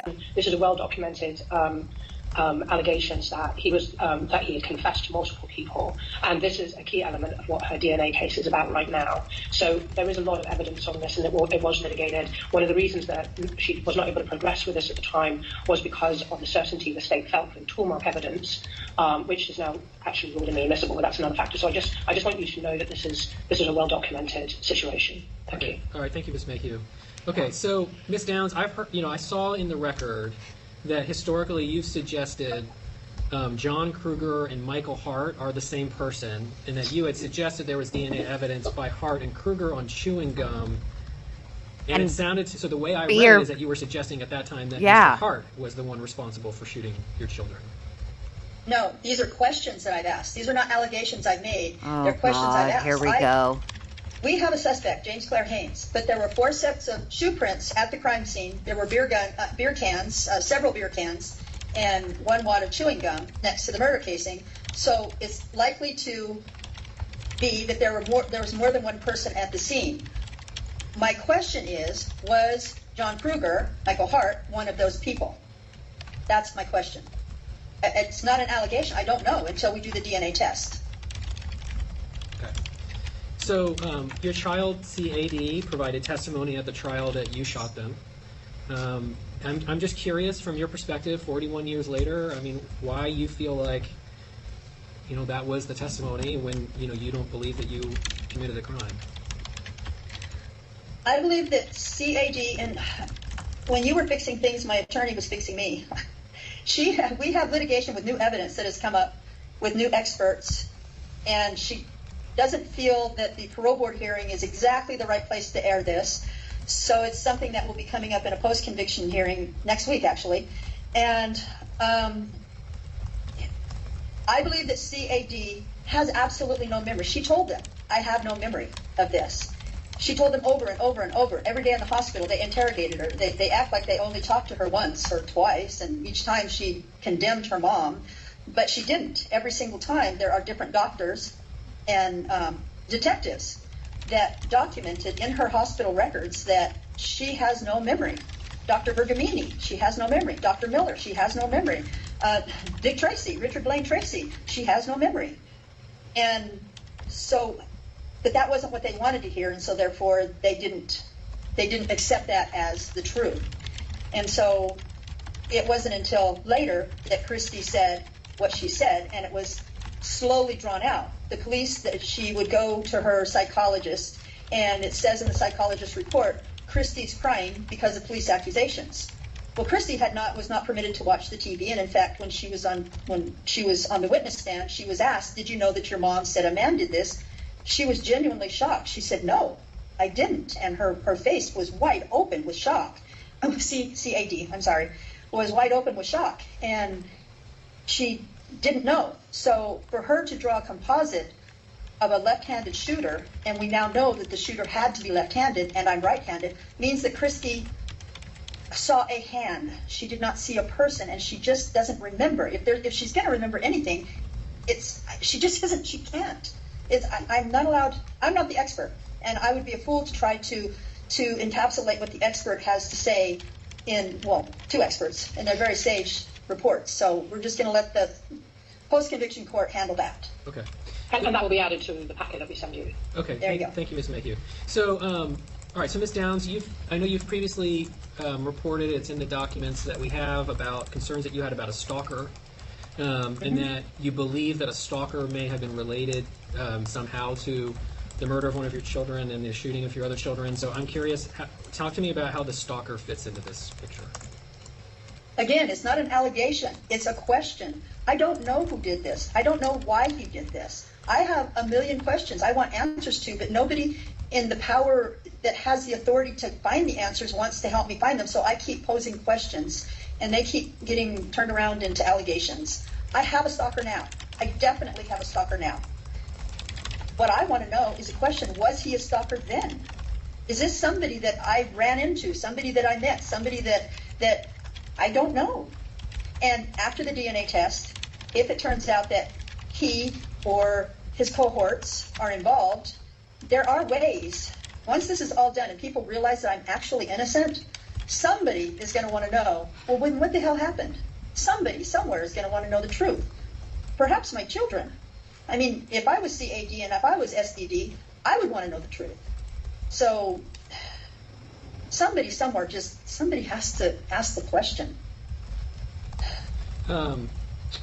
So you talked to Dr. Milkey about some information about the stalker individual that I think you've been talking about, and you told him that you, quote, left college without a clear cause, unquote, and that you thought your stalker had intervened to cause you to be expelled from college. I have no idea what that means. So can you help me out with that? I can. And again, I wondered if. I didn't make an allegation. I wondered if. I was going to college and I had no problem. I had finished my associate's degree. And again, the co-chair, she knows what the layout's like, so she can explain it to you later, draw a little picture if she wants. But I had to walk from the women's prison, exit the women's prison, walk in the free world to the men's prison, and enter the men's prison every morning, and do the reverse every afternoon after school was over. So I was basically in the free world for those 2 trips every day. My question is, and all of a sudden I was pulled. Diane, you were in the free world for about 5 minutes at most, and you weren't free. It's not like they let you walk from the women's prison into the men's prison. You were escorted and you were probably shackled. Shut up. What are you talking about? Out of school. I had been going to school without a hitch for a year.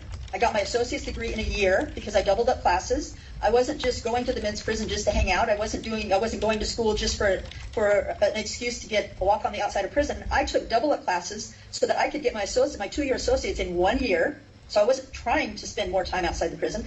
And all of a sudden, and I was in my bachelor's year. I had started my first year of my bachelor's program, again without a hitch. And all of a sudden, I was told that I couldn't go anymore. And they didn't give me a reason. I hadn't done anything differently. The prison hadn't done anything. The OSP hadn't done anything. There had been no threats in the prison as far as I knew. So my question is, did something happen? Did they get information extraneous from me that I was either in danger or that they were in danger? Did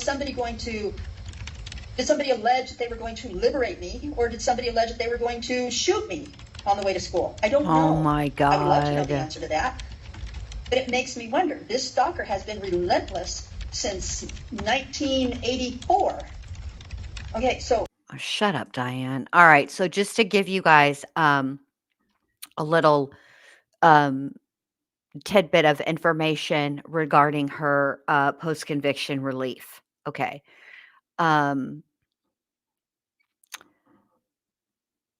During the hearing, Diane Downs' attorney, Mayhew, stated they plan to file DNA motion for the case, hoping new evidence will support their claims of a quote-unquote false narrative. Post-conviction relief motion. Downs is also seeking a post-conviction relief on separate grounds, citing recent court rulings on non-unanimous jury verdicts. While the While the murder conviction was based on a unanimous jury verdict, some of the attempted murder and assault charges were split.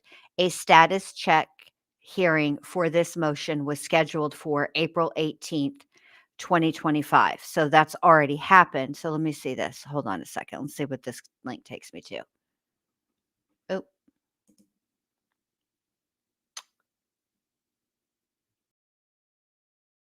I don't see.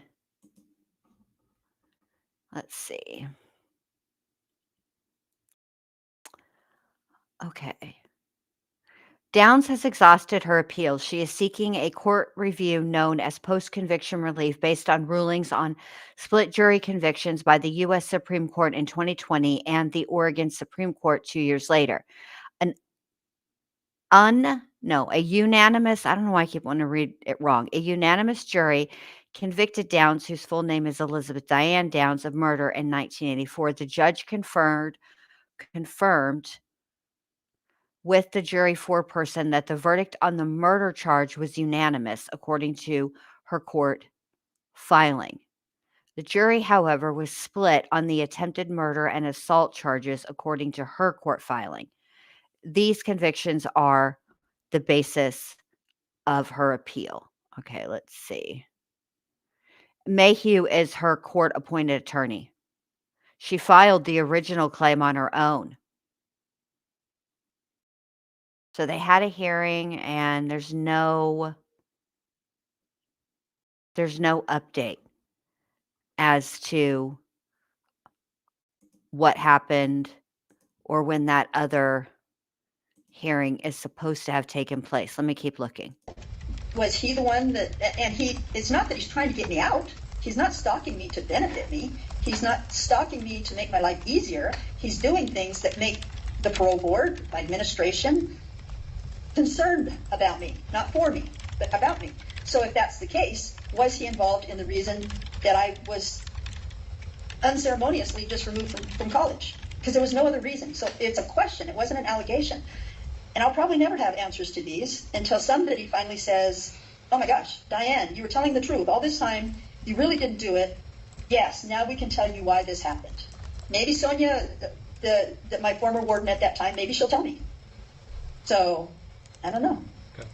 Actually, Sonia wasn't my warden when I was pulled out. It was Robert. Maybe he'll tell me what happened. I don't know. Well, that provided me some more clarity on just understanding that, and I appreciate that. So the next question I have for you is not who committed the crime. We've already talked about that from your perspective. I now want to know why you think this crime occurred. Well, on the advice of my attorney, we're going to let the post-conviction court handle this. During the break, when you guys were fixing whatever was happening, she said, let the court deal with this. This is, I'm not supposed to mess up her new evidence. So she has new evidence but we're just going to leave it at that. And again, it's his decision, not mine. Even if I answer what I think he did, why I think he did it, that's not evidence of anything. When you look back on the night and everything that happened, what do you take accountability for? Oh my God. Driving on that road with my kids after 10 o'clock. Here we My go. accountability is that I am the mom. My job as a mom is to take care of my children and protect them, which I had done for 8 years. Christie was CAD was, it's really hard. I gave birth to them. It's really hard to consider them as initials. I love them. I miss them. There's so many things. Anyway, I'm getting off track. What do I take accountability for is that I should have been able to protect them, even though I had no way of knowing that I was going to be meeting up with some psychopath, a stranger that was going to want, whose mind I couldn't be in. I don't know who he is. I didn't know who he is. I didn't know what he was about. I didn't know that I was going to be encountering that. And so there's nothing I could have done except not be there. And I would just like the record to reflect that the sighs that you're hearing, while they're not coming from me, although I feel them in my soul because I do want to sigh at this. But the sighs are not coming from me. They're coming from whoever's near the mic. so that's my accountability. I should not have been there. Again, trying to give Heather a horse. Heather wants a horse. I can get her a horse for free. That's not my job. It wasn't my horse. I was just raised to be that way. I was raised to be giving and kind and loving and considerate and thoughtful and stupid, naive, young. I hadn't experienced that kind of violence except with Steve Downs and only Steve Downs. And so I had no reason to believe that if I stopped for a stranger on the road that something was going to happen. But my accountability is I did stop on that road. I did get smart with him. I want your car. Really? Are you crazy? What? And he was crazy. You don't. So Coffee and Skeleton says, I'm sure there have been many mothers who have killed their children. Was she one of the first whose case was so huge? She's the first that I remember, but I think the reason that Diane's case was so huge is because Diane was in front of the media so much. I think that is what propelled her case to capture so much attention, because people could not believe what they were seeing when she would speak to the media. Call crazy people crazy because it really irritates them. But I don't know that he's crazy because I didn't know who he was.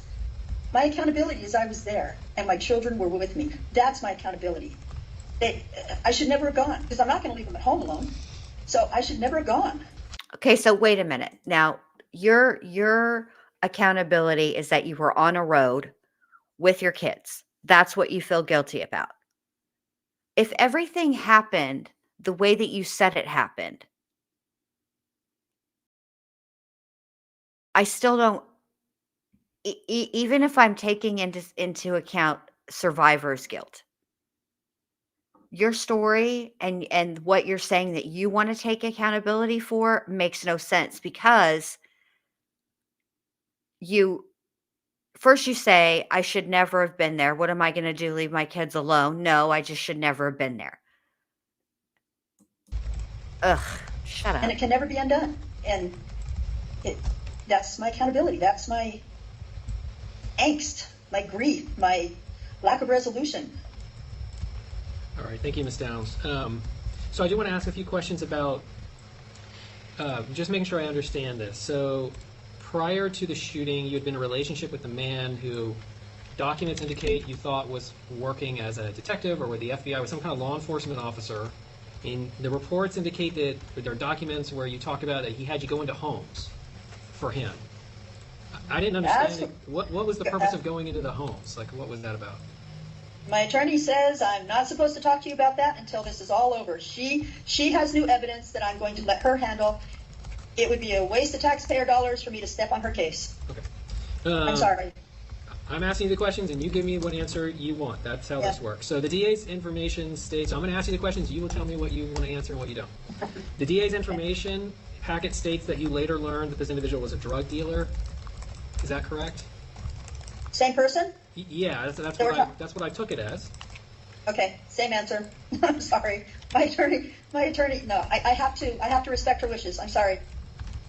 I'm a chatterbox. I'd love nothing more than to talk, but my attorney has new evidence and she knows what she is doing, and I am going to let her run that.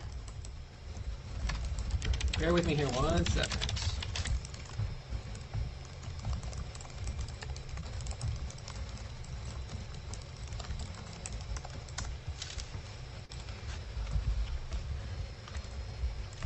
So this is from the DA's submission, and I just was curious if any of this had occurred. In this, so this is from page 2 of the DA's submission.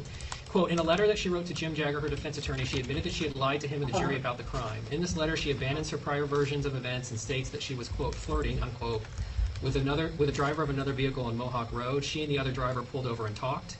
She had marijuana, which they were going to smoke. Downs claimed she went to the trunk of her car to retrieve the marijuana, and that the man then grabbed her gun from the trunk and shot the children. Downs stated that she did not provide this information to investigators or the jury since she was afraid she would be frowned upon for the use of marijuana.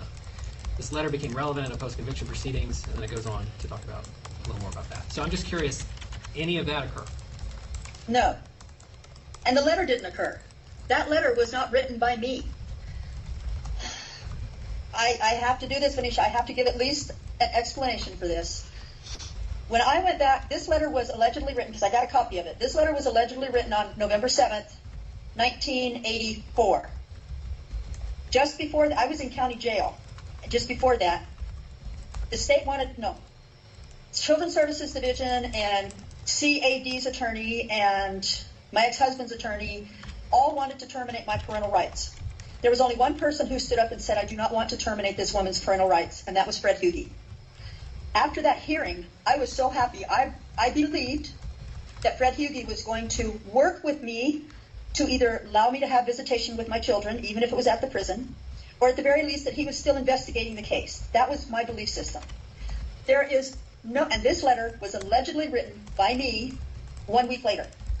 I had no reason to write something like that, because clearly the only person who believed in me at that point was Fred. Why would I write something and give it to my attorney knowing that he was going to give it to Fred that would derail whatever Fred was doing? He was the only person who did not want to terminate my parental rights. He was the only person that I believed in me.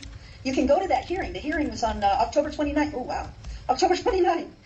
You can go to that hearing and read the transcript. Fred was the only one who did not want to terminate my parental rights. I did not write that letter. Then, a year later, 6 months later, Jim Jagger brought me 5 boxes of everything from his office pertaining to my case. It had everything in it. It had all the discovery. It had everything that was in his office that had my name on it. He brought to me at the prison, left 5 boxes. I took them to my cell.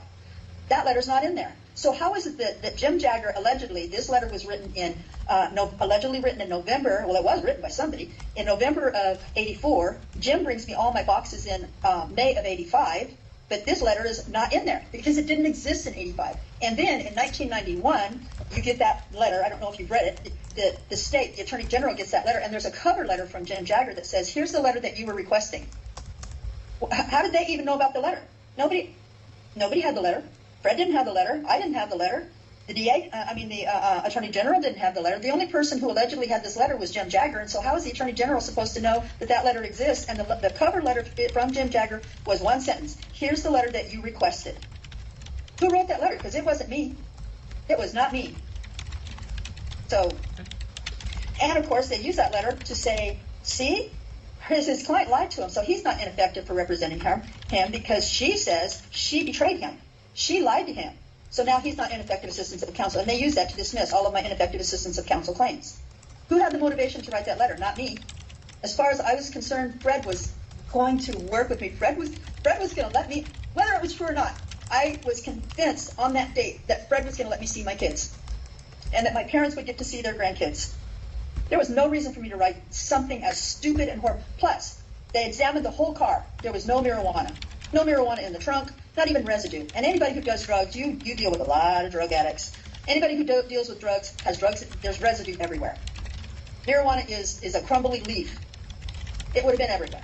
There's none in the trunk. You know what's I find also disturbing about all of this is the fact that she's talked now with very few breaks. I think the total amount of breaks has been, 20 minutes maybe? I'll give them 30.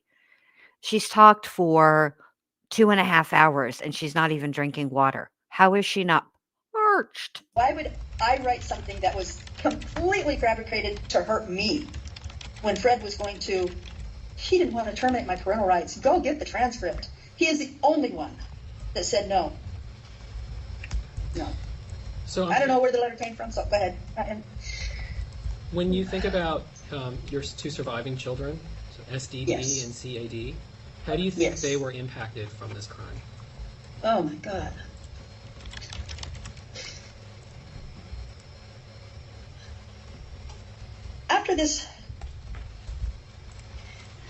After the shooting, I was still going to work, going to the store, getting gas. And people all the time, because of the media hype, people were constantly going, oh, there's that lady that shot her kids. That hurt. Now look back. Christie had to go to school. Your mom shot you. Kids are mean. And then after I went to prison, she's walking in the store. What do you think Christie hears? Oh, there's that little girl that put her mom in prison. But Christie kept telling him I didn't do that. Mom didn't do it. CAD kept saying mom didn't do it. Mom didn't do it. Mom didn't do it. When she was 15, she received a phone call from a woman in Nevada pretending to be a 13-year-old girl. The woman tape recorded the conversation with CAD. And Christie said, I don't know what happened. They just kept bothering me, and I said what they wanted to hear so they would leave me alone. Christie knows. Christie knows. And she didn't put me in prison. The state put me in prison. Christie did not do this. And yet Christie has to live with that burden. How has this impacted her? Every single day, Christie has to live with the fact that people behind her back are saying, you're the one who put your mom in prison.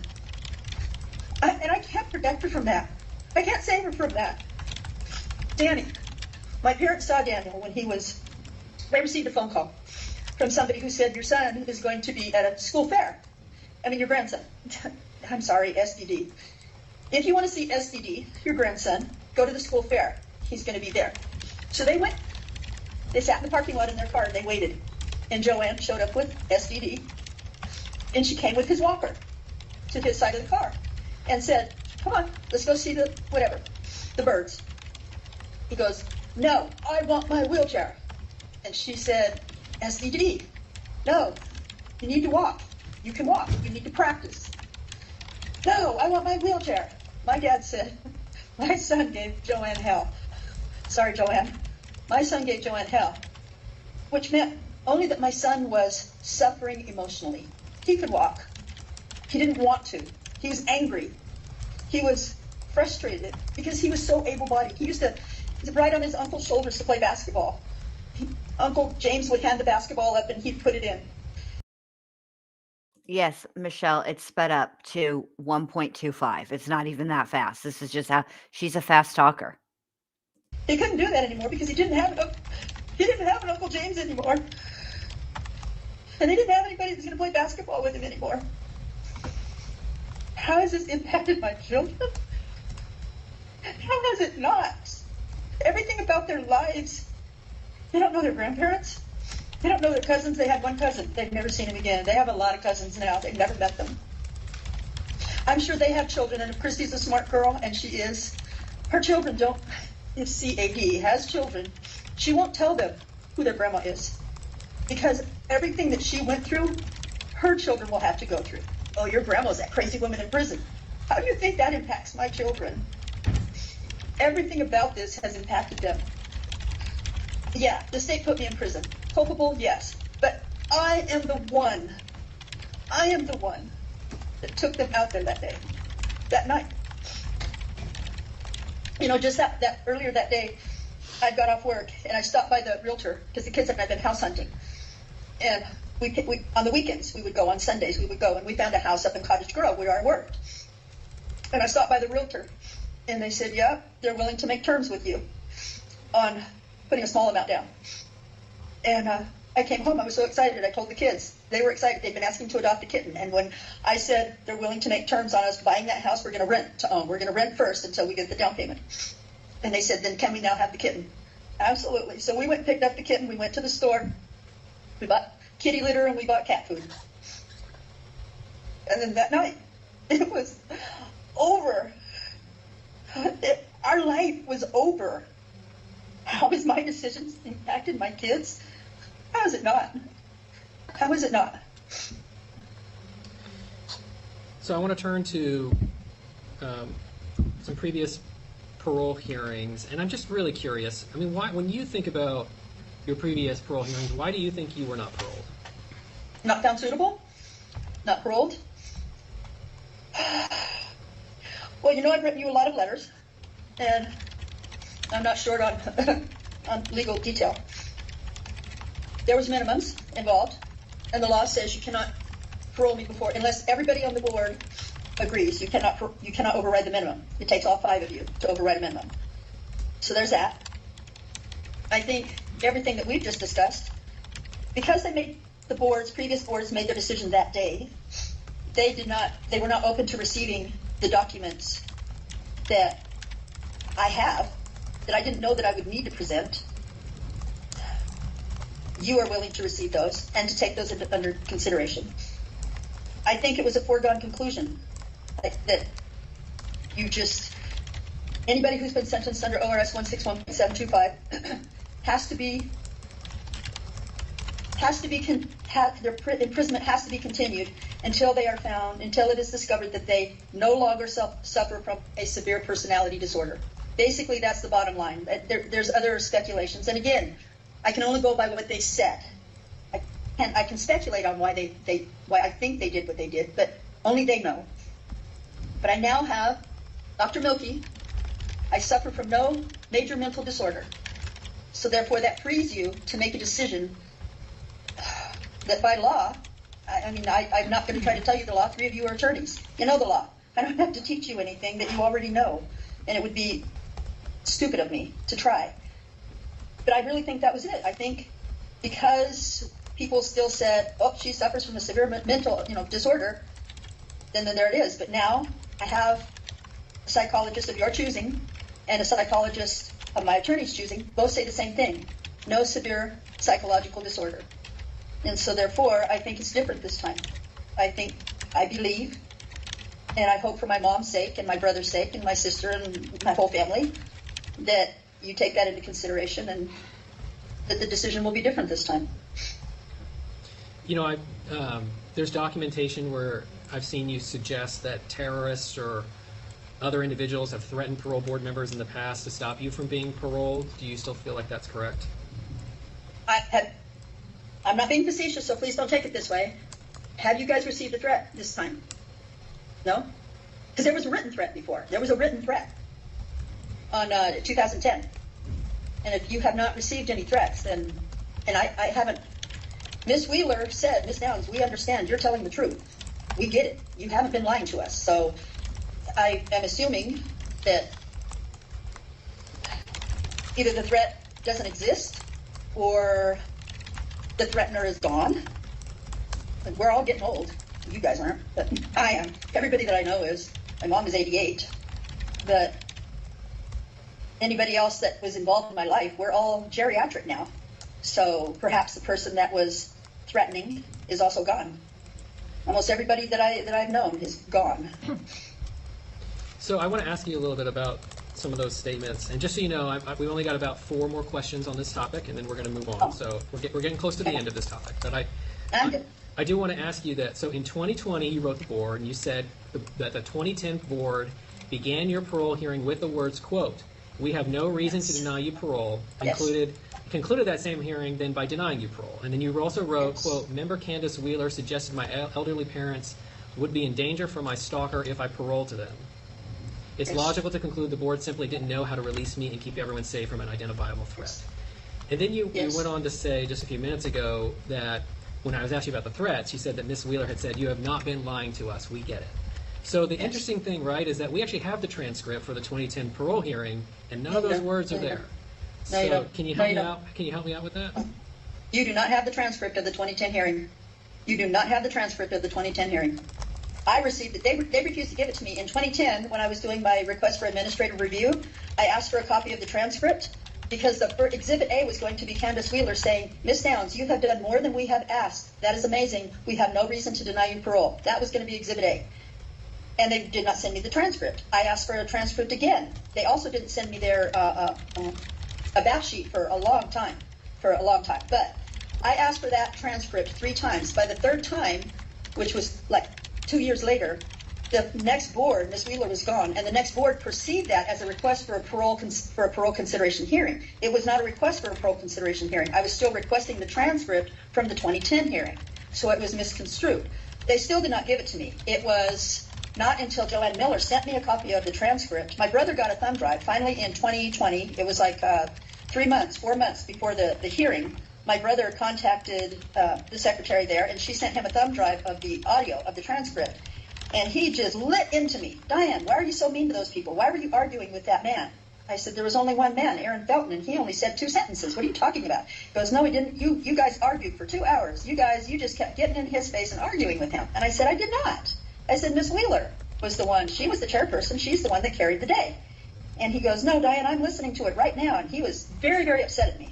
And I couldn't get a thumb drive. And it wasn't until Joanne Miller sent me a copy, not even the board. The board still did not send me a copy of the transcript. It wasn't until Joanne Miller sent me a copy of the transcript that I read it and went, "This is not a copy of the hearing."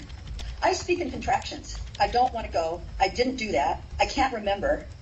The whole thing is there's not one contraction in it. I don't know what it is, but it's not me. And the thumb drive, he says, my brother said, "Diane, it sounds like you." I said, "But it's not me."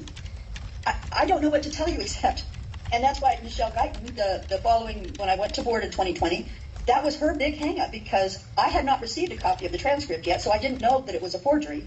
And when I told her what Candace Wheeler said, she wrote in her report that your version does not match reality. My version is reality, and what you guys have is not. You need to go back. You have access. And if you're honest with yourselves, if you really want to know the truth, go back and get the real videotape. And see what was really said. I know you guys can do it. I really don't think somebody destroyed it. Maybe they did. I hope they didn't. And see the real videotape that was said. Candace Wheeler carried the whole day. We spent literally 2 hours talking about, we didn't talk about the case. We spent 2 hours talking about where I would parole and what I would do for a living. That was what we talked about for 2 hours. And then at the end she goes, "Okay, so we're going to go ahead and deny you parole. Do you understand? Oh, and we'll see you in 2 years. Do you understand?" And I said, no, I don't. She goes, "We're denying you parole. We had a new law in 2009. We're denying you parole for 10 years, and we'll see you in 2. Do you understand?" No, I still don't. So there you go. Okay. Every time I go to the board, I submit a request for administrative review. There is no request for administrative review for the 2010 hearing because I never received a copy of the transcript and I never had the opportunity to request review. Okay. And there you go. That because they didn't send me the back sheet for the longest. Okay. And that is the only one that does not have an administrative review because I did not have a copy of the transcript because they didn't want me to have it because of what it said. All right, so Ms. Downs, I appreciate that, but I want to ask you this question because I've got 2 remaining. So I'm going to talk about the evaluation that you had with Dr. Guyton. This is a few years ago. So, and before I ask you this question, what I want to relay to you, right, is that it's not the board's job, certainly not within our purview, to decide whether you did or did not, in fact, commit the crimes that you were convicted of, right? That is not the board's role. So as of now, I have that you have been convicted for committing these crimes. And many of the questions we ask you are designed to kind of get at your insight and to get your understanding and to get your perspective. So I want to read you what Dr. Guyton wrote, because this is something that's on my mind, and I want to get your feedback. She wrote, quote, "Her previous violence occurred in the context of her care of vulnerable children for some purpose that has not yet been fully understood due to her denial of responsibility. Without understanding the motivations that led towards these acts, it is difficult to understand the risk of violence she poses in future situations if she should perceive a benefit for herself in the harm or removal of another vulnerable individual." I'm just curious to get your feedback on that statement. I'm 70 years old. There aren't any more vulnerable people in my life. At least no more vulnerable than I am. I am actually innocent. I know it's not your job to decide whether or not I'm innocent. That's my attorney's job, and she will be taking that up next week. Well, beginning the process. It is a process. And I don't know how else to address that. I did not commit this crime. There's no reason to believe that I would commit another crime that somebody else committed. There's no reason to believe that. All right, and then lastly,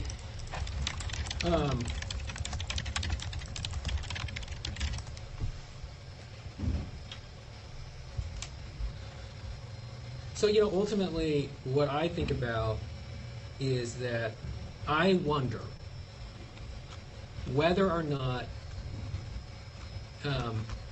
that one of the reasons why you claim innocence, and I just want your feedback, is that because of all of the things that have been identified about the narcissistic personality disorder, that it's just too much for you to be able to admit that you harmed your own children, and that you've convinced yourself that you were not involved because it's just too much, it's too hard to admit. Ding, that ding, you ding, were ding, responsible. ding. I wonder whether or not that is kind of what's going on. And I don't necessarily, I guess, expect an epiphany today. I'm just curious with your, for your feedback on that. That's all. I did not shoot my children. I know full well I did not shoot my children. There is no little secret locked away in my brain. There was no gunshot residue on my hands. The gun, they spent hours and hours and hours and weeks looking for the gun. Never found it. Hey, Bumblebee. So it wasn't like it was just somewhere along the route. There is no reason. I didn't have money problems. Somebody said I didn't have money. I had money problems. I think that was in somebody's report, the DA's report. I didn't have money problems. I had money in the bank. We were buying a house. I had a full-time job with the federal government. There were no stressors in my life. I had moved close to my parents. My parents were babysitting. My mom was babysitting. My dad was at work all day. My mom was at home all day babysitting my kids. So I knew that they were safe and they were being cared for. I was no longer getting beat up by my ex-husband. I had a new boyfriend. I mean, when I was young and stupid, and back then, new boyfriends were cool. So there was no motivation for me to commit that crime. And I didn't commit that crime. And now we have evidence in the form of DNA and witnesses and confession of the person who actually did it that will prove that I did not commit this crime. I have searched my soul. The police for months kept saying, Diane, you just don't remember everything. You block things out. You are repressed. And so I would think and think and think and think, what is it that I'm missing? What is it that I'm missing? And I would think about it so much that I would have nightmares about it. And then I would think, maybe my nightmares are my unconscious mind trying to give me the answers. But that wasn't the case either. That was simply people planting thoughts. I can relate to what CAD had to go through with people saying, well, okay, but do you think maybe your mom, and you just don't want to say it because it's not safe? I mean, everything that you just said, and you're not even an attorney, but everything you just said came straight out of the Lane County playbook right there. That's why I was kind of smiling. Because that's the kind of thing that they said to me back then. That's the things they said to CAD. And there's no repression. I did not. There's physical evidence that I did not shoot my children. There's no physical evidence that I did shoot my children. I am actually innocent. My attorney is going to be working her butt off on that. And maybe, just maybe, when this is all over, I will have answers for what happened and why. All right. Well, thank you, Ms. Downs. Again, I know I asked a lot of questions on this topic. Ms. Lieber, any additional questions? Yes. So Mr. Bailey asked you to tell us what happened on April 7th. And what you said is that you talked about your friend Heather, the horse, taking the article or the ad to her, and then on the way back running into this person on the road. That's what you say happened that night, correct? Yes, May 19th. Okay. So you had a psychological evaluation with Dr. Milkey. You said that Dr. Milkey, it was in general a good evaluation. And so at the time of your evaluation, he asked you what happened. And this is not what you told him. What you told him is that you were romantically involved with an investigator who was attempting to bring down a dirty DA. This person pursued you to enter an environment where illegal activities were occurring. You go on to say that you received an anonymous phone call telling her, if I wanted pictures of Pat Horton for my boyfriend, come on over. You then went to meet that person to get these pictures and took the children with you. You stopped in the road where you saw a man. You got out of the car. The man leapt into the car and began discharging the firearm. Then you talk about pretending to throw the keys. So that's not what you told us this morning. And this was not that long ago that you told Dr. Milkey that this was what happened. Why is there such a huge discrepancy in your version of what happened today? I don't perceive it as a huge discrepancy. I did go to Heather's house. We did take her an ad, and I did meet a man on the road, and he did get in the car, discharge the weapon, and we struggled. Okay, well, you That did not. is the truth. You did not tell us, however, that you had received a phone call that took you out there. Did you? Anisha? Still under restraint until we finish our DNA? I can't hear my attorney. I'm sorry. It would be better to not discuss any alternate theories right now. Right. I will be stepping on her new evidence. I don't want to. She has a case to present, and I'm leaving it alone. Okay, so you're refusing to answer that question about the discrepancies on the advice of counsel. Is that what I'm hearing? There you go. All right, Yes. well, let's go on then. You also talked about in another event that that the woman claiming to be your daughter Amy, that her father was the person who shot the children. Do you recall that? No. Not claiming. Everybody keeps saying that I'm claiming this stuff. I'm asking. He is John Budke's friend, Frank. Michael Hart, this man has so many aliases. He's the stalker. He is the stalker. Wait. So if you get a newspaper article, Michael Hart's your Michael stalker. Hart. Yes. And he's been stalking you since at least 1984. My first letter from him was from 1984. Okay, but Michael Hart is Mr. Budke, who is also Mr. Okay. No. John Budke and John Stevens are the same person. Okay. I've seen their photographs. Michael Hart, Eric Jacobson, Frank are all the same person. If you cared to see that, there is a photograph of both of these men in the Statesman's Journal in September of 1987. September 1987, Statesman's Journal. Both John Stevens and Frank have their photographs. Then you will see them. Now you will be able to compare Frank with Michael Hart. They have been trying since 1987, at least, to get me to sign a waiver so that I would sign a media release so that they could make a movie. And I refused. Okay. So But using the name Michael Hart did not come up until with photographs, complete with photographs, came up in 2000. Until then, he was using Eric Jacobson, all these other aliases. The same man, same syntax, same everything. In 2000, Michael Hart sent me photographs of himself, and they were Frank from the Statesman's Journal newspaper. He also recently sent me pictures of himself with Rebecca Babcock, and they're definitely father and daughter. Okay.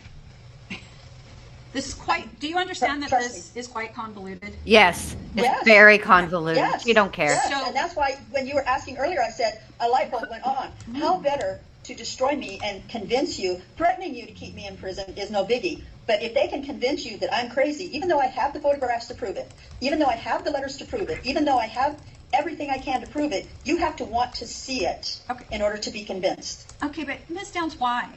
Why have so many people over so many years created this very involved, convoluted, tangled conspiracy around the murder of one child and attempted murder of 2 others?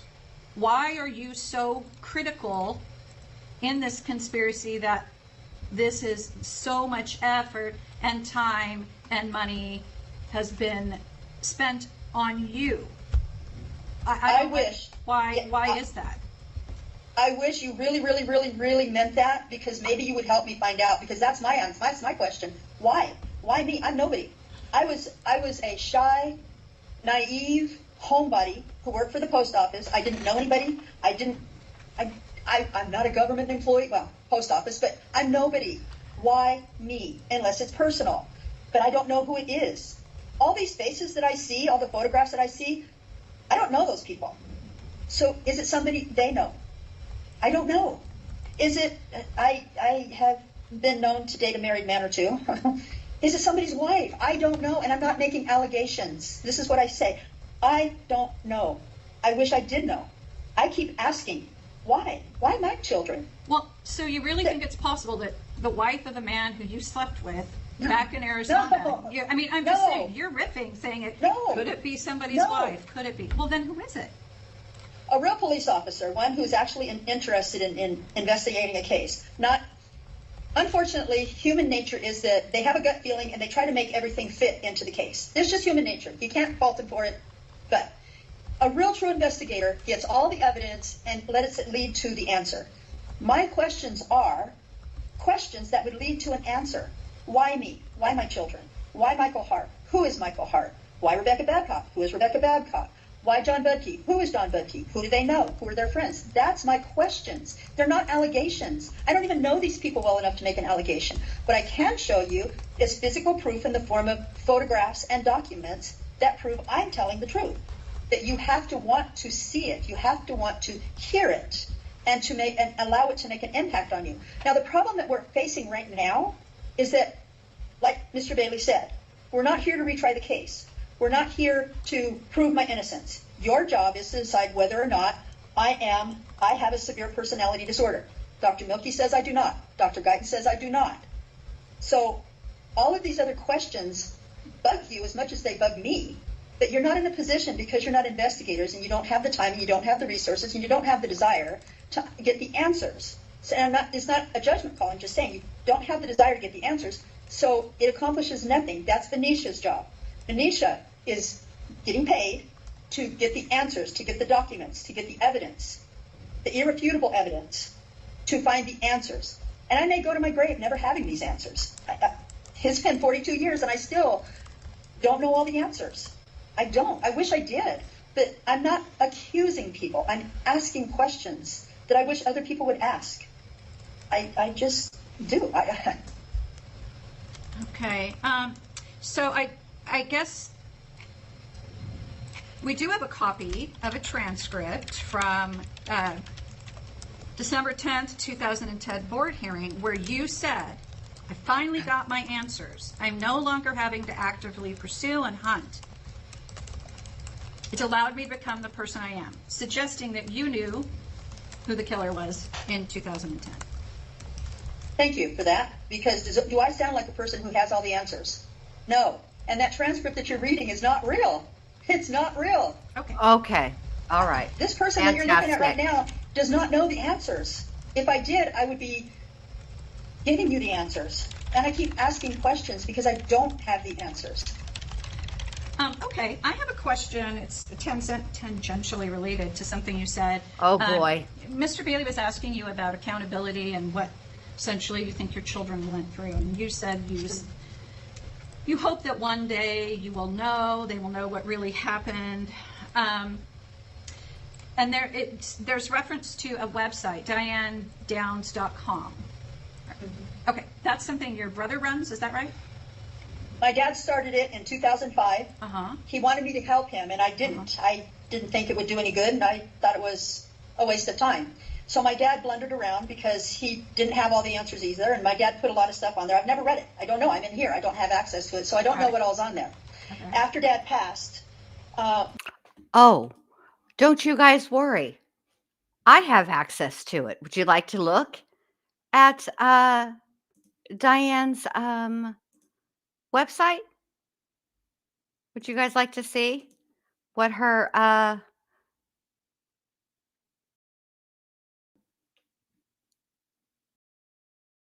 what it looks like? Would you like to see? Okie dokie.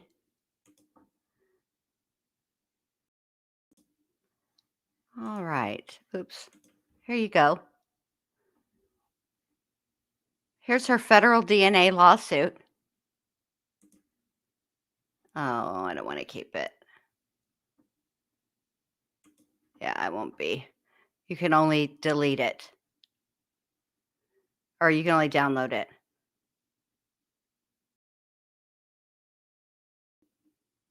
She claims the gun was found in a drug raid in Paris, California. Tests were run to determine if the ballistics matched the casings from the shooting. They didn't.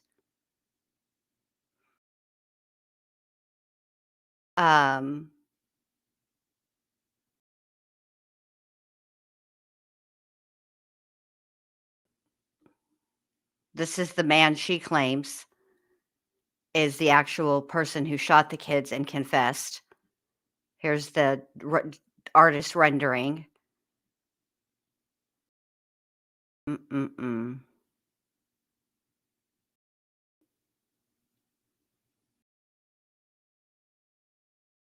I asked him if he had shot the Downs family, he admitted it, said it was a hired hit. I told him the picture looks just like him, and he replied, yeah, but they'll never catch me. Oh my God.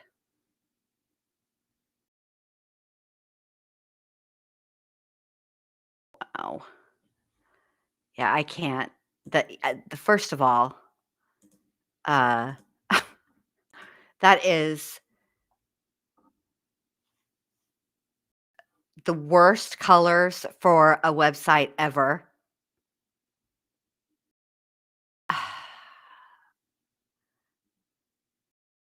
Yeah, let's keep going. James, my brother, took it up, and in honor of Dad and in support of me, he continues to maintain the website. When I found that out, I decided, and Michelle, Dr. Guyton, 5 years ago, said she fears that if I get out of prison that I will use the internet and police agencies to try to prove my innocence. That is her only fear. That and vulnerable people. Those are only two fears. So I got together a bunch of transcripts and made cover letters, and I put them on the website to show you and to show Michelle that I don't have to be free to use the internet. It wasn't a slap in the face. It was a visual showing of you don't have to be afraid of that anymore. I put on what I wanted to put on. I haven't put anything on there in probably 2 years, maybe 3, because I don't have an interest in the internet. I don't have an interest in going online. People have contacted me. They want to be podcasts to try to prove my innocence. Not interested. None. I had this lady contact me, and she says, nobody even remembers your case anymore. Nobody even knows who you are. Nobody knows anything about the case. We want to do a podcast to refresh people's memories. No, that's the very reason I don't want to do a podcast. No, leave it alone. Leave it alone. So, but the only reason I contributed on it back in 2020 and 2021 was to show Michelle Guyton and you that there's no reason to fear that. And Dr. Milkey accepted that explanation. If I wanted to put stuff on there, I'd have been putting it on there from 2005. Not interested. I didn't grow up in the tech world like all of you did. I'm still living in the 80s. I don't even know how to use a phone out there. My brother will teach me. My family wants me to come home, and we'll talk about that with my parole plans. But there you go. So there was a comment, and I'm quite honestly not sure if it was you or your brother who made the comment, that you're hoping at some point your children will see what's on there and be able to access the website. What do you hope will get out to them? Christie told the doctors and the detectives and the nurses and the psychologists, I don't know what happened, I don't know what happened, I don't know what happened. My son told his nurses over and over, that mean man with the gun shot me, that nasty man with the gun shot me, why did that man shoot me? Those are in the documents. My son, SDD, now says Mom did it. He was 3. He was speaking what he experienced back in 1983 when he said these things to his nurse. He must have heard the man's voice. Now he says Mom did it. If he could see the truth, would it give him some peace? I know for a fact that Christie still says, and when she was 15, I don't know what happened. But nobody believes her. Nobody confirms for her that what she says is real. They're constantly saying, oh, yes, you do. You're a liar. They're constantly questioning her, what she knows to be true. We now have 2 experts that are willing to testify that CAD really didn't have any memory. It's psychologically and physically impossible for her to have a memory. I want my child to know that somebody believes in her. She is validated. She told them over for 9 months, my mom didn't do it. My mom didn't do it. Who did it? Not my mom. My mom's not mean. My mom didn't do it. Who? I don't know what happened. My mom is not mean. My mom did it over and over and over. But they kept saying, you're wrong. You're lying. You're repressing. Constantly. And now we have a world-renowned expert that validates CAD, validates my child, so that now she can say, somebody finally, can you imagine the weight that will be lifted off her shoulders if she can finally hold her head up and say, somebody believes me. Somebody believes me. Okay, one moment.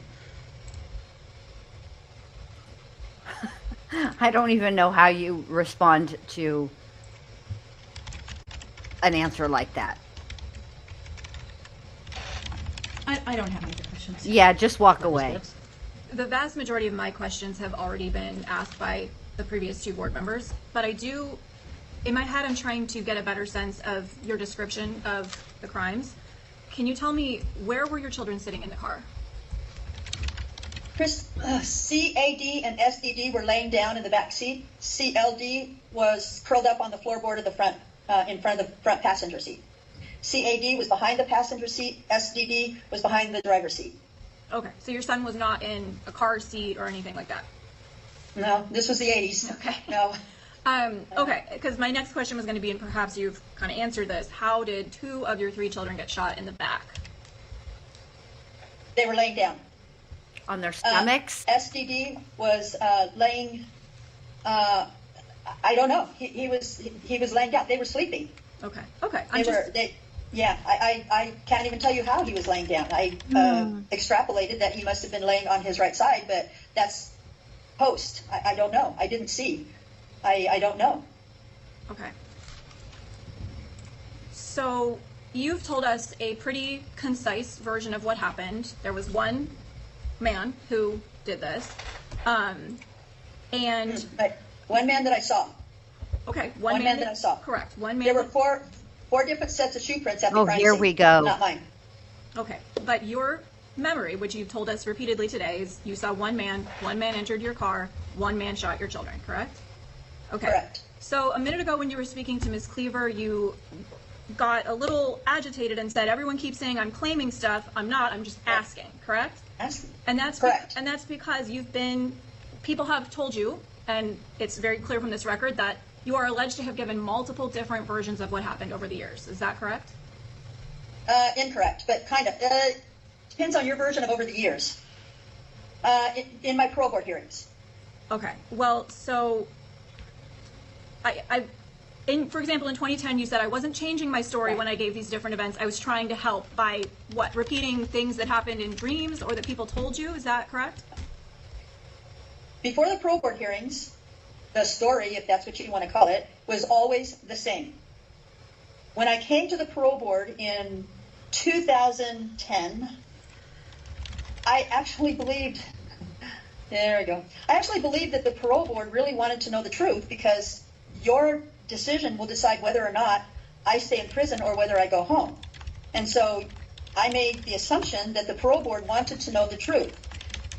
And so I told them everything, and that they wanted to understand. And so I told them everything that I could conceive of that they would need to know, because I thought you were an investigative body.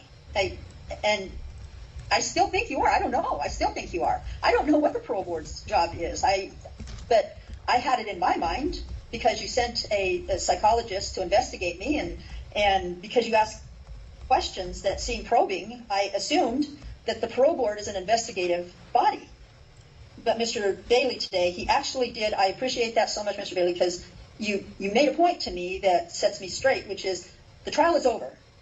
What we're talking about today is, do you have a severe personality disorder? And that's it, because your job is simply to enforce the punishment and not to retry the case. And so this is like an initial, what we're doing today, it's kind of like an initial parole board hearing. This is my fourth one, and each one of them is like an initial parole board hearing. And so initially I thought, like I said, that it was a probative body, and so I answered the questions to the best of my ability. Then the next time it happened again, no, the next time it didn't. In 2010, we didn't talk about the case at all. But it was two of the members were the same. Miss Wheeler and Miss Baker were the same. And so we didn't talk about the case at all in the second hearing. And then in 2010, it was, again, an initial parole board hearing. And so, again, I thought, well, they're probing. They're investigators. They're investigating. And I genuinely, Mr. Bailey, I am very thankful, because I understand now that I've been misguided by myself, I guess by my hope, because I want answers, and I keep hoping that you'll help me get the answers. So I think we're getting off track relevant to my question. Yeah. So you testified a minute ago that before 2010 your story had always been the same, but the record shows that you told police this was done by one man, a bushy-haired stranger. Then it said there was two men wearing ski masks, which is clearly not consistent with what you told us today. Then you said you knew who shot the children. Then you claimed the kids were shot from outside the car, though that's obviously in conflict with what you said today. So help me understand. Okay, thank you. Now, see, that is a good question. That I can answer, because it's not just out there. Bushy-haired stranger was the state's term, not mine. I told them, and I gave a composite, and they said, Diane Downs said a bushy-haired stranger did it. I never said that. I have never used the term bushy-haired stranger. It was my attorney who later informed me that that is a term that the police throw out so that every other police agency across the nation understands this is our case and not her case. We've got this, and it doesn't. She's the suspect and nobody else. I did not know that, so I never said bushy-haired stranger. Then the police kept saying, you have to remember, you're suppressing, you're repressing, you're intentionally lying, you're not remembering. And I told them everything that happened. But they kept asking these questions and trying to undermine my confidence that I remembered everything. And then that would cause me to have nightmares. And so when I would have a nightmare, I would think that was my unconscious mind unlocking memories that I had repressed. The police said I repressed it, and my parents raised me to believe the police are the good guys. So I still believe the police are the good guys. And so when the next time they called me at work and they said, Diane, we need you to come to the police department, no, to the DA's office. We need you to come down here after work. Okay, we have some information for you. So I would drive, I'd get off work, I'd go drive to meet with Doug and Kurt, and they didn't have any questions. They didn't have any new information. They simply wanted to interrogate me, but I didn't know that. They said they had information.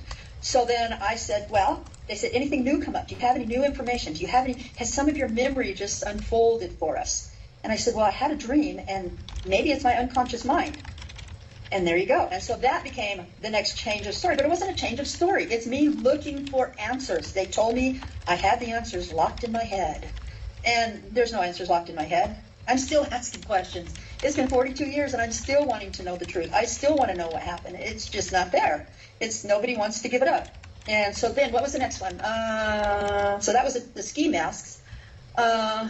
I don't remember the next one that you said. That you knew who the assailant was, and that the shooting happened outside. Oh yeah. That was at the end, because what they said was it was during that one particular meeting when I said, well, I had dreams, and it was two guys in a ski mask, and they said, well, it would take two guys to overpower you. I mean, you are such a big, powerful woman.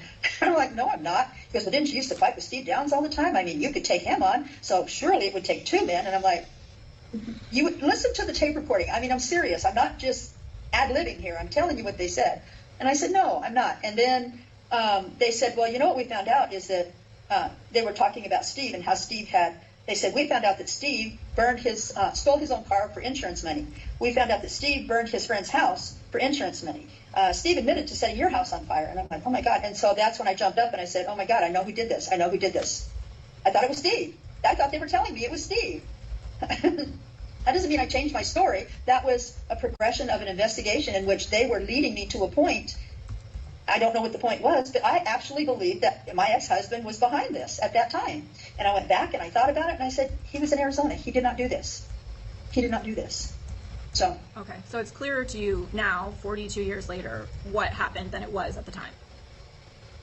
I know what happened. That's always been clear to me. I know exactly what happened. That's never been a question. I don't know why it happened. I don't know who was behind it. I don't know who did it. But I know what happened.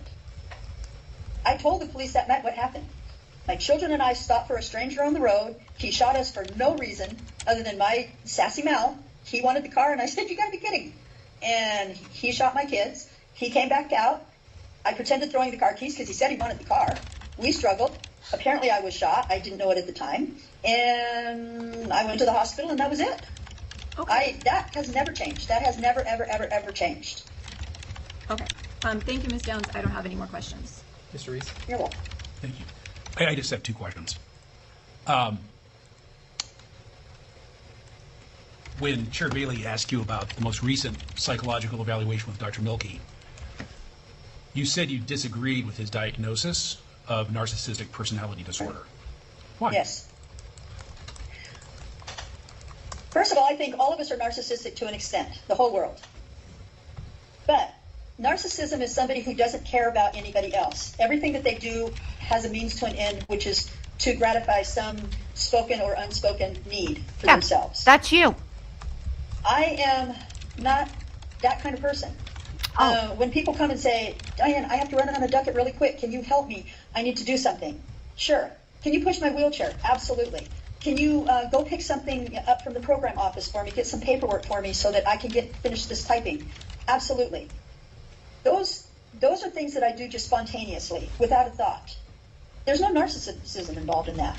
He said narcissistic people lack empathy. I empathize. I listen to people all day long. As a porter on my job, people come out all day long and say the things that happen to them during the day. I listen to them. I rarely give advice. If they ask for it, I give them the best advice that I can, which is think about what has happened. Don't just jump to conclusions. Just because somebody else is saying something ugly doesn't mean that maybe they're going through something. Those are the things. He says that I don't have remorse. I have remorse. I live with remorse. That is the only thing. I got shingles from remorse. You don't ever want to get shingles. It's nasty stuff. He says that I lack insight. But everything that is pigeonholed in is she lacks remorse because she won't confess. She lacks empathy because she won't confess. She lacks insight because she won't confess. But I didn't do it. So if he pins everything on the fact that I won't confess, if he pins narcissism, which he does in this report, if he roots everything, all of narcissism based in the fact that I won't confess, then the fact that I'm factually innocent means there's no narcissism. He doesn't have any other reason to call me narcissistic. There's nothing in my trial transcript that shows narcissism. There's nothing in my childhood that shows narcissism. I cared for my siblings when they were coming up the same way my mom cared for her siblings when they were coming up, because I learned from my mom. I go to church. We give to charities. I crochet blankets for children in veterans hospitals. I don't have to do that. There's a lot of people who don't, because nobody ever knows. You wouldn't have known if you hadn't asked. So it's not something I do, and I approach 500 blankets. They call me the machine. Oh my God. Yeah. The narcissist machine.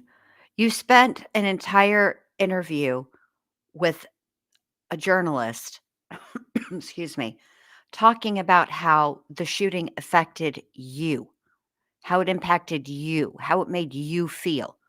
That's a narcissist. That's a person who lacks empathy also. So, and it's I could have crocheted one blanket, got a chrono, that would have been in my e-file, but I've crocheted 500 blankets. And I do it simply because it's the right thing to do, because I care about veterans of foreign wars. I care about children whose homes are burned down or there's a tornado. So that's not narcissism. Those are not narcissistic traits. He labeled them. Finally, somebody, for the first time ever, gave me a list, because I told him I don't even know what narcissism means. He labeled in his report what it takes to be narcissistic and why he felt that it was. I don't fit any of those categories, and that's the reason I take exception with that. I take exception with that because of that. So 2 of the factors that he noted in his diagnosis are a pervasive pattern of grandiosity and a need for admiration. Right. Do you see that in yourself? I do not. I do not. I don't know. I would have to ask him why he said that. Probably because there was a movie and a book, but I didn't do those. I did everything I could to avoid a movie and a book. I did not talk to the author of the book because I didn't want a book. I didn't talk to the scriptwriter of the movie and I didn't sign a release. So I don't know why they think that I want to be in the front pages. I did allow the media to talk to me when I was young. Right after I got arrested, I did talk to the media, but it was because I couldn't see my children. It was the only way that I could tell them I loved them, that I wanted them to know that I didn't just walk away from them.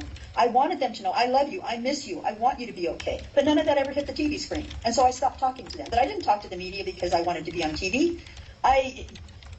You should look. My hair was always a mess. I certainly wasn't doing it to be glammed up. There were no false eyelashes. There was no high heels. It wasn't like that. I just wanted to get a message to my kids that your mommy still loves you. And that never hit the TV. And so I stopped talking to them. So grandiosity, I think one of the reasons is the vice chair. I'm bad with last names. I'm sorry. That's why I use first names all the time. The vice chair said that this all sounds really crazy. Everybody hates you. Well, that's his perception and your perception, but it's actually true, and I don't know why. But just because I'm aware of it doesn't make me grandiose. It makes me alert. It makes me aware that I have an enemy. I just don't know who it is. It doesn't mean that, I'm so important that somebody hates me. I'm not. I'm nobody. I was a mailman. That's all I was. And a mom. And a sister. And a daughter. I wasn't important. So, yeah. Okay, last question for you. You wrote a letter to the Eugene office of the FBI. Yep. May 28th, 2020. And you wrote in that letter, in 2010, the Oregon Director of Corrections wrote a letter to me. He said he received instructions from an external agency directing the outcome of my 2010 parole hearing. Yes. Okay. Do you still believe that? He did. Oh Okay. my God. And I ask because throughout today's hearing, you've said the things you've said were not allegations, they were questions. But so you would agree that this is an allegation. Well, it's not an allegation. I sent him the letter. So I sent him the letter. I said the Director of Corrections sent a letter to me saying that your upcoming parole board will be handled by somebody else, and we are receiving instructions on how to handle it. And by who? You don't tell the Director of Corrections what to do, and it wasn't from you guys. Somebody Lord. outside of him was directing his conduct. He says, we are being instructed on how to conduct your parole board hearing. And I didn't understand what that meant. And I wanted to understand who more important than Oregon could do this. So, yes, every citizen in America has a right to ask the FBI to investigate something. That doesn't mean they're going to do it, but I have a right to my legal counsel, and I didn't have an attorney. I didn't have anybody that could find out who is controlling, who is causing the Director of Corrections, Oregon Director of Corrections, to write a letter to me. First of all, why would you even tell me that? Why would he even tell me that? Why not just do it? Why are you telling me that somebody, unless you want me to ask questions, that of course everybody on the planet who watches this thing on TV knows that I will bite. If you toss me a morsel and it hints of an answer to this crazy crap, I'm gonna follow the lead. I want to know why. Why did somebody do this? And so if somebody is giving the Director of Corrections instructions on what to do with me, there's only one more person more important than more powerful than the Director of Corrections. That's the governor. And on top of the governor, there's only the president. So I want an investigative agency to find out who, because I don't know. It was a question, but the letter was real. So where's the letter? The FBI has it, huh? Where's the letter? I think I'm not going to tell you where it is, first of all, because I don't want somebody to go and take it. I have learned not to trust. It is in a safe place. But I know the FBI has a copy, because I sent them a copy. Okay. So, yes. Everything that I have that I don't want to be stolen is in a safe place. All right. Thank you very much. You're welcome. Kuklinski. I don't have any remaining questions.